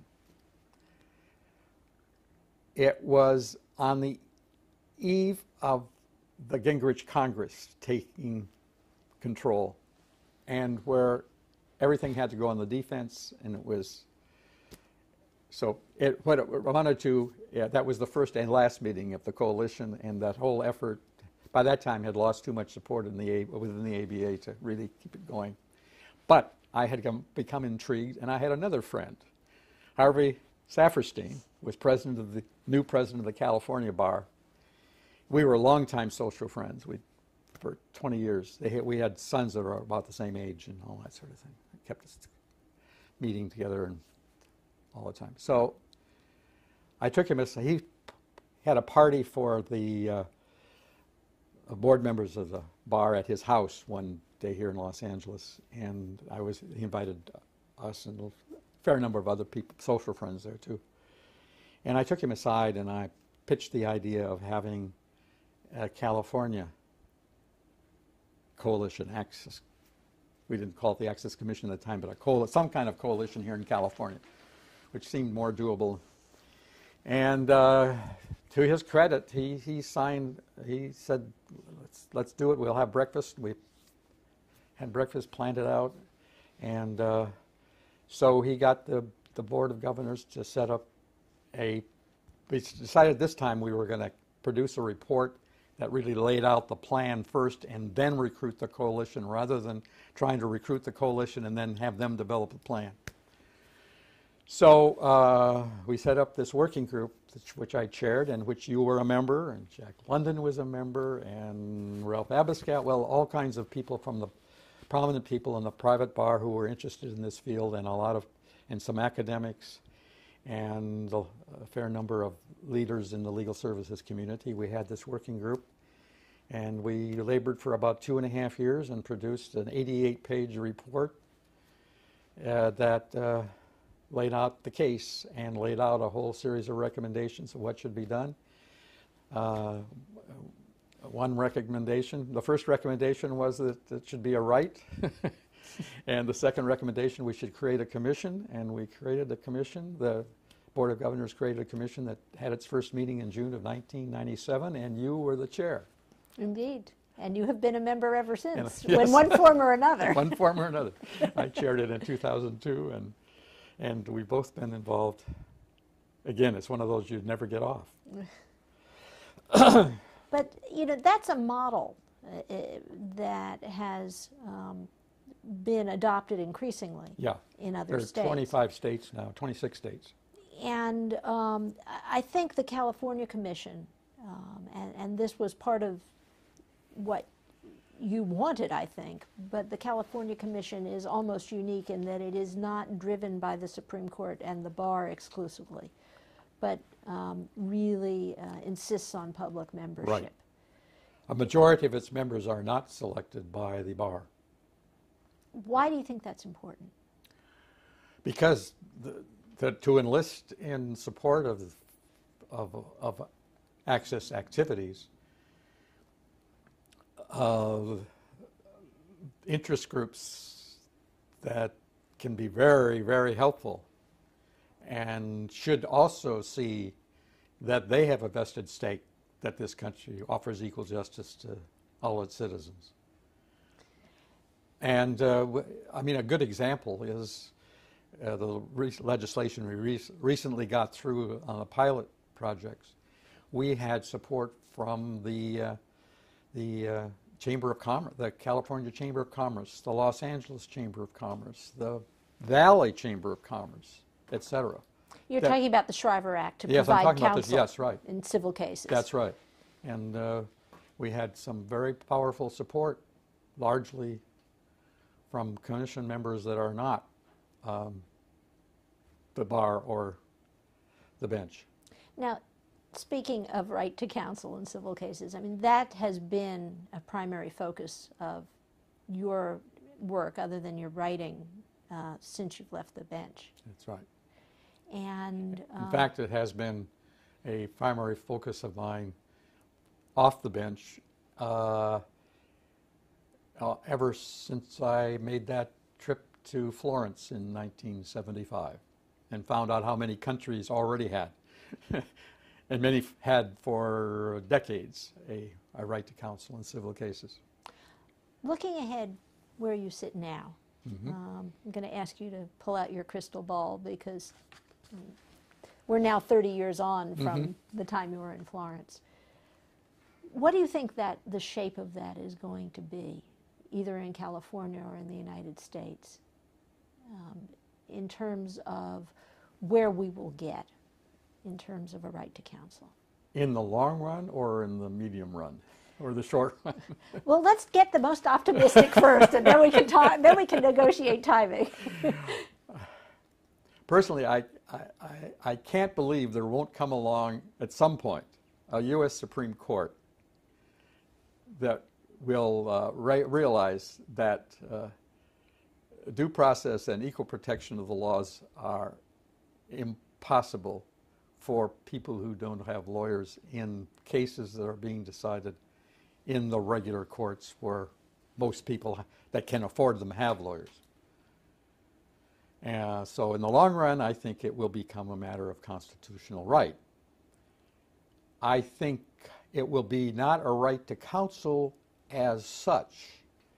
I think it will be a right to equal justice and counsel when necessary to have equal justice. On the concept that not everybody needs the same level of assistance? No, on the concept that different forums can be structured in a way that counsel isn't necessary. Okay. But when you're talking about the regular courts, the courts in which we decide torts and contracts and most of our stuff, I think the right to equal justice will mean the right to counsel. Short run? Short run. We'll see what happens in New York with the Chief Justice, who has announced that he's bound and determined to have a civil right to counsel in certain high cases where basic human needs are involved. And he's going to hold hearings and get started. And our pilot projects may yield information and allow us to make some moves in that direction. I think until a court declares it at least a right to equal justice, I think it will move incrementally.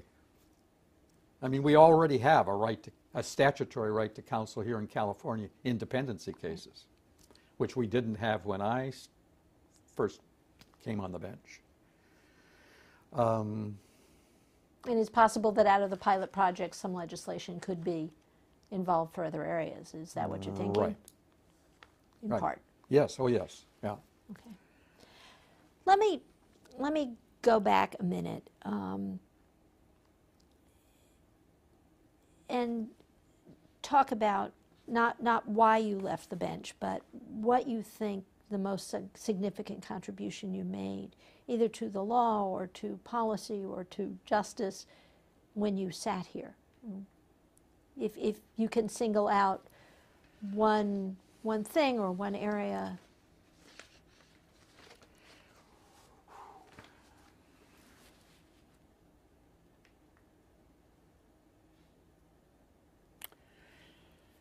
Well, there have been some cases that I decided that I think have had substantial impact. In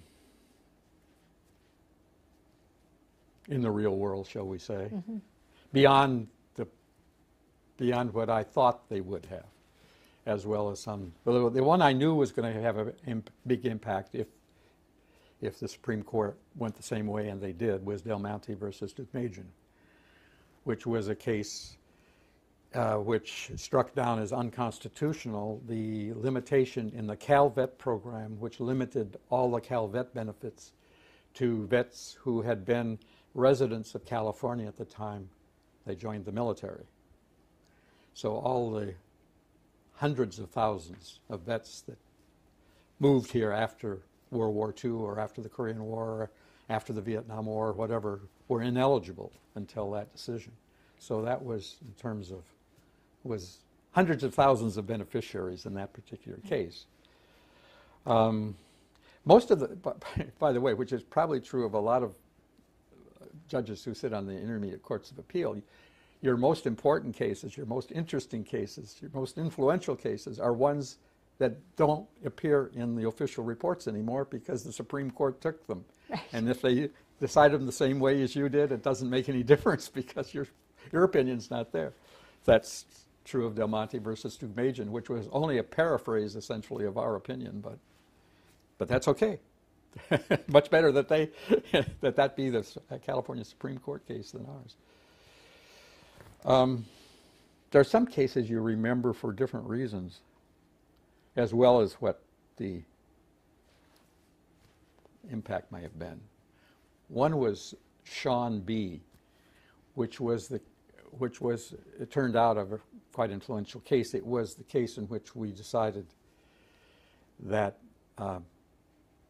children in dependency cases are entitled to independent counsel and not representation by the county council, which has led to the creation of the Children's Law Center and other forms of representation of children, not here, just here in Los Angeles, but throughout the state. But what made it so memorable to me, it's one of those cases I wrote my research and wrote myself, and I had the flu, and I was sitting in my sick room at home for about 4 days writing this opinion,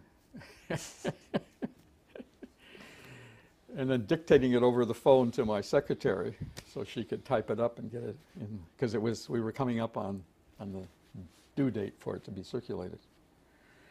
Another case that had sort of personal, was uniquely of interest to me, but was because of a sidelight of it, which I embodied in a footnote, but it was Green versus Raleigh. Green versus Raleigh was a case in the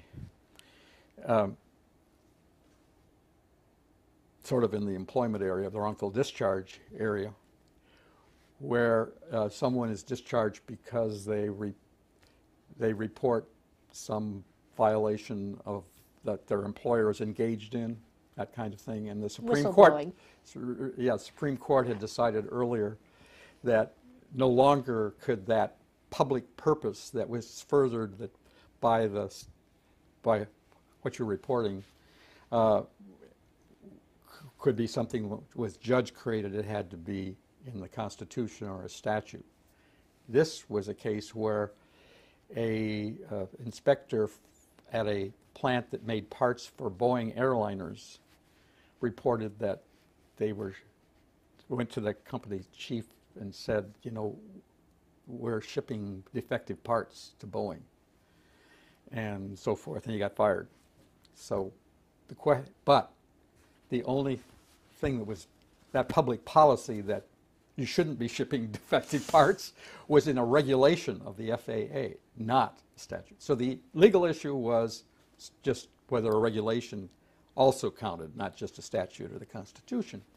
But what made it of special interest to me was that my first wife's father had been a co-pilot on a TWA plane that crashed in about 6 months before she was born in Kansas City in 1935. On board was a very popular senator, and that crash and that death led to the CAA, the Civil Aeronautics Administration, and the FAA, and all the regulations of airlines by the federal government. And my friend Howard Westwood, back to him, he was at Covington, and he was the one who drafted that legislation and got it through. He represented the Airport Transport Association or some such. And anyway, so this had some special interest to me that, and special reason I thought the FAA regulations should be proper sources of law, and the California Supreme Court agreed with me. Okay. Ask you to pause right Okay. there.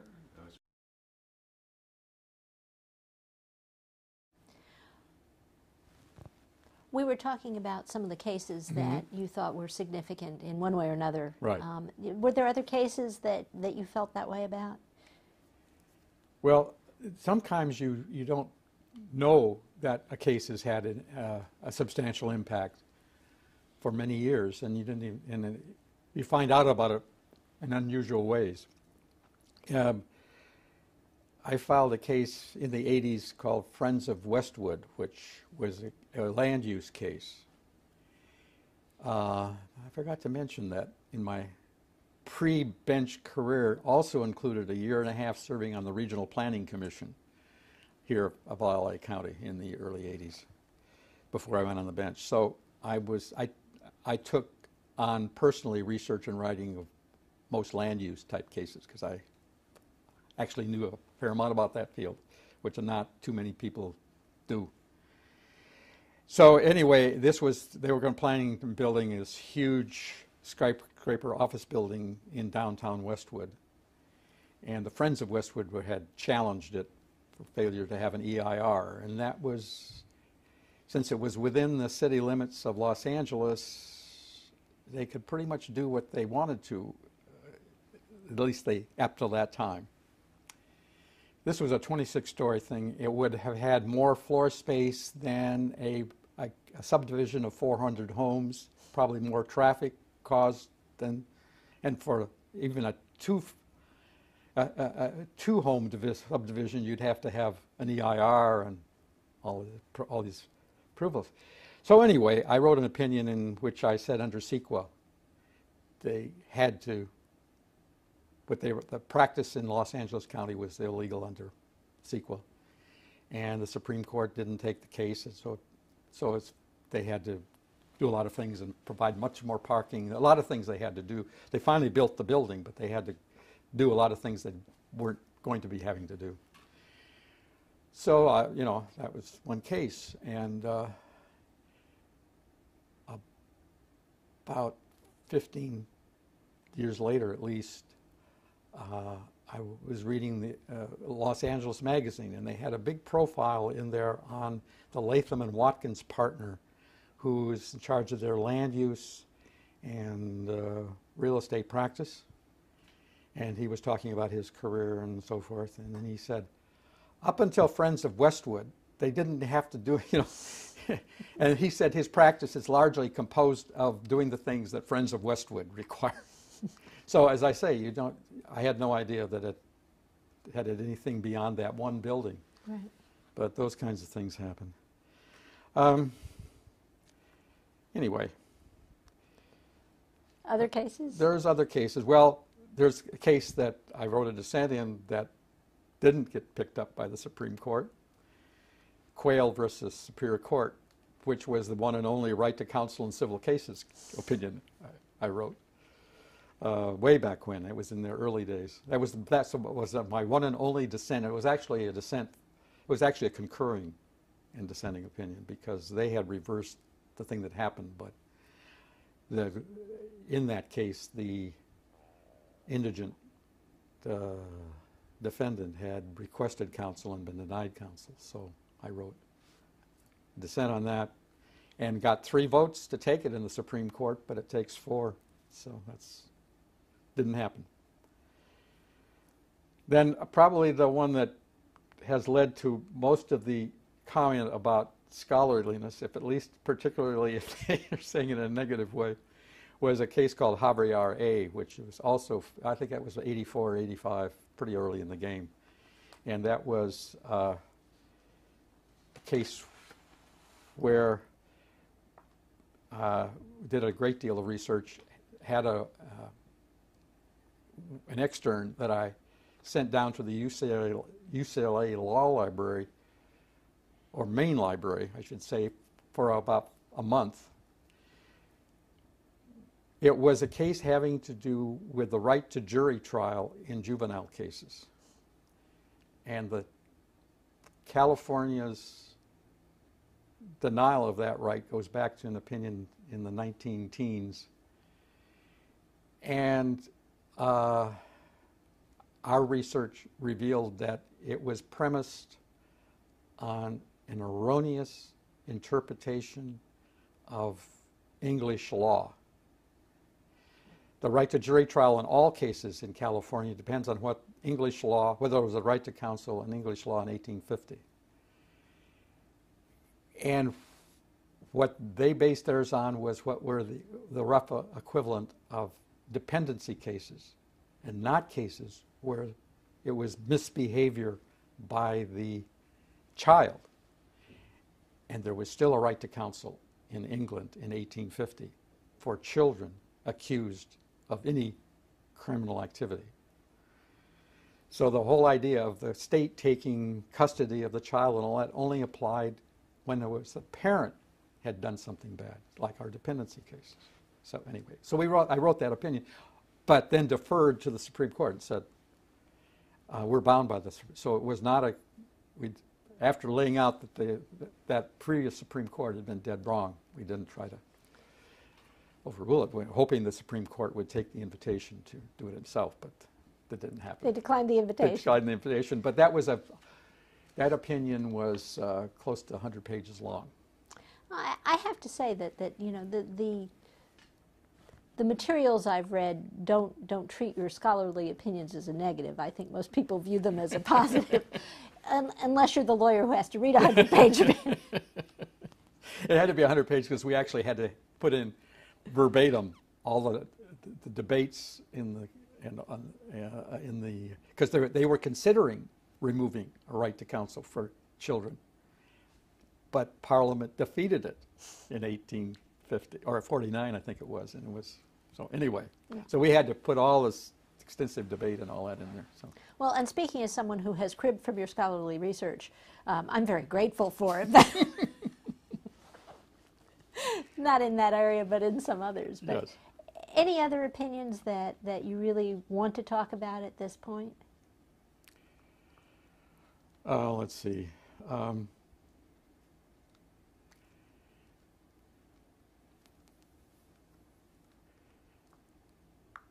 Wollersheim versus Church of Scientology.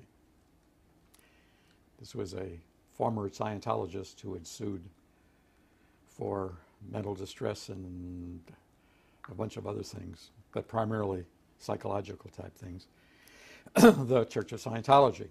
And it had been, in the trial court, had been a very trying thing for the trial judge. The Scientologists had stacked the courtroom, and they'd had demonstrations outside the courthouse, and they'd done all these sorts of things. So we were prepared for.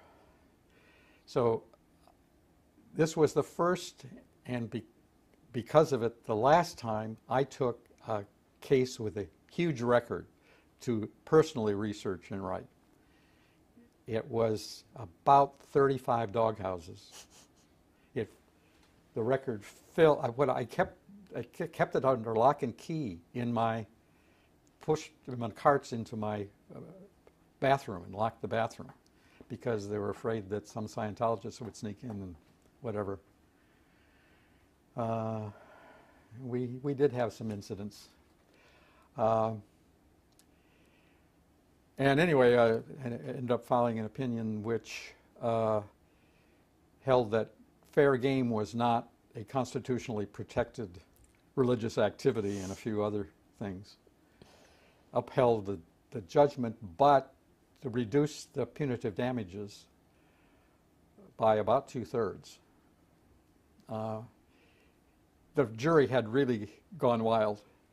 They gave about 4 times the punitive damages that the plaintiff's attorney had asked for in his closing argument.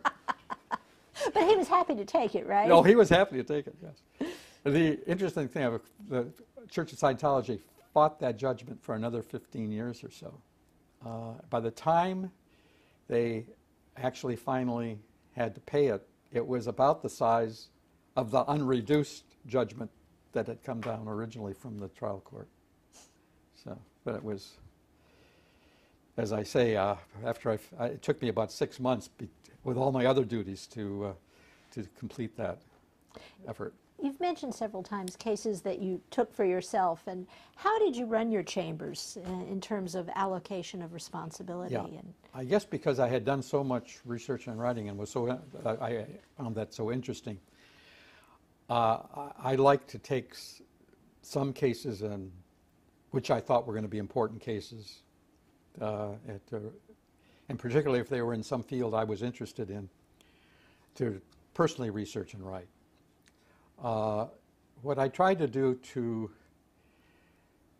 have the time to do that and still produce all the volume that we have to produce was I would skim the briefs of all the cases and write a little one paragraph summary of what I saw as the issues, and where I thought I could make a tentative call based on the briefs, make a tentative call, which I could do maybe 2/3 to 3/4 of the time. The other times I said, too close to call. Then I'd give it to my research attorneys, and they would, if their further research suggested that the call was wrong or needed some modification or anything, they would come back to me. And we would discuss it, and very often, I would say in a good third of the cases where I made the call, a tentative call, we came up with a different result. But it did give them a clue as to when to come back to me, which cases, if everything looked copacetic with the way I made the tentative call, I didn't have to see it until they came with the first draft of the opinion. So it was a way of controlling the outcomes and having a minimum hand in all the way along without having to get too deeply into all the other cases until it came time to review the drafts. Now, you had your research attorneys with great longevity. Yes. My first research attorney, who was still with me almost to the end, Phil Gore. Phil Gore and he had been at the Western Center. He'd been director of litigation at the Western Center at least one of the times I did a brief for them. And we worked together on the case, essentially. I mean, he came to the oral argument with me and so forth. So I knew him pretty well. So when I got appointed, first thing I got appointed, I called him for a suggestion of somebody who would be a good research attorney. And he said, I'd like to be a research attorney. So that made that search very short. Right. And then Carla Debenhofer came to me in 1980, I can't remember, 85, middle 80s, as an extern from Loyola Law School. And then she asked to stay for a second semester as an extern. And then she had an offer from a big firm, and then I asked her if she wanted to be interested in. At that time, I was using for my second research position a rotating position, where you take somebody fresh out of law school, you keep them for a year, and they go on. I said, for this coming year, how would you like to be that? And she got a deferral from the law firm, and she finished that first year, and I liked her work enough, and she liked working here enough. We decided she'd stay on, and she was with me for, 18 years or something like that. Did that make it easier having such consistency in your chambers? Yeah, once you sort of got them trained into your writing style, it made it a lot easier. I mean, they knew what you wanted in terms of style and what issues you were going to have difficulty with and which ones are going to be easy for you. And yeah, it made a lot of difference. You get very accustomed to each other's way of working, and I'm sure you're finding that with some of your people. Absolutely. But did you find the give and take that you had with them help you in or keep you enthusiastic about some of the cases? Oh yeah, those cases in which were still a substantial number of cases in which either they had through their research developed a different result, my tentative result, or in cases in which they came across an issue that we hadn't seen at all in the briefs, so forth. No, we had very lively discussions. Sometimes they go on for quite a bit of time. Now, I also used a large use of externs. I had in some summers I would have as many as 5, 6, 7 externs, and so that kept me alive too. because that's a whole different thing. Then you're working with them the way you would work with the very first case that a research attorney had. Now, you in large part were responsible for the fact that we have an extern program. Well, here. I was recruited because I'd been a professor. I arrive on the scene and they found a victim because they had an extern program, but I took over. But I must say I did nothing compared to what Paul did. Paul was really turned it into a first-rate extern program. I did not. I did a decent one for many years, but he did a really high-quality extern program. He made it a model. Well, you had worked with Paul, we're talking about Paul Boland, Mm-hmm. before you had ever come to the court, and Oh, certainly yes. before he came to the court. Oh, yes. Yeah, he was at the Western Center when I was, I think, chair of the board of the Western Center and a professor at USC. So we went back. And then he'd been involved in clinical education at UCLA at the same time I was involved at clinical education at USC. So, and Dave Binder, who ran the UCLA program, and myself were both social friends and got together, compared notes quite a bit, and sometimes Paul was in those discussions too. So I knew him well before. Right. Well, I want to give you the last word here. Okay. Not that you haven't had the words before, but if you were to be able to choose how history wrote you, if you will, either as in your work as a judge or your work of your lifetime outside of that, what is it that you would want people most to say about you, that your strength, your greatest contribution was? Well, that I tried to make it a more just world in both capacities. One thing I tried to do when I was a judge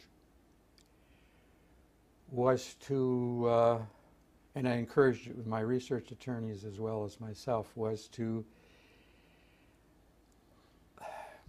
shall we say, as much as possible, neutralize the difference in the capacities and abilities of the contending counsel. In other words, when it was a very good lawyer from a very good firm, wrote a very good brief, and the other side, not so good a lawyer, not so good a brief, we should try to compensate for that. Make sure that they aren't winning because they're a better lawyer, they're winning because they have a better case. So doing a lot of independent research on the cases. Fairly frequently finding an issue that neither side have found that the case should really turn on.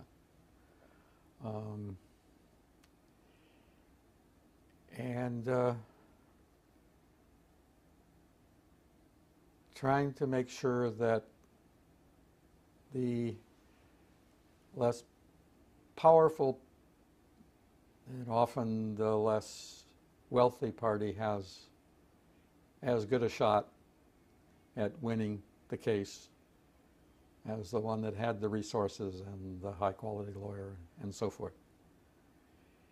And that's sort of carried over into my non-judicial career and trying to equalize the situation in the courtroom when it's lower income people versus wealthier people or institutions by providing the resources and the quality lawyers, et cetera, to those low income people. And if we have the Earl Johnson Right to Justice Act, that'd be okay. That'd be okay. But you don't have to put the name on it. Well, thank you. This, I hope, has been instructive and informative, and it certainly was a lot of fun. And thank you for asking all the right questions. Is there anything I left out that you wanted to cover? Not that I can think of. Okay, good. offhand.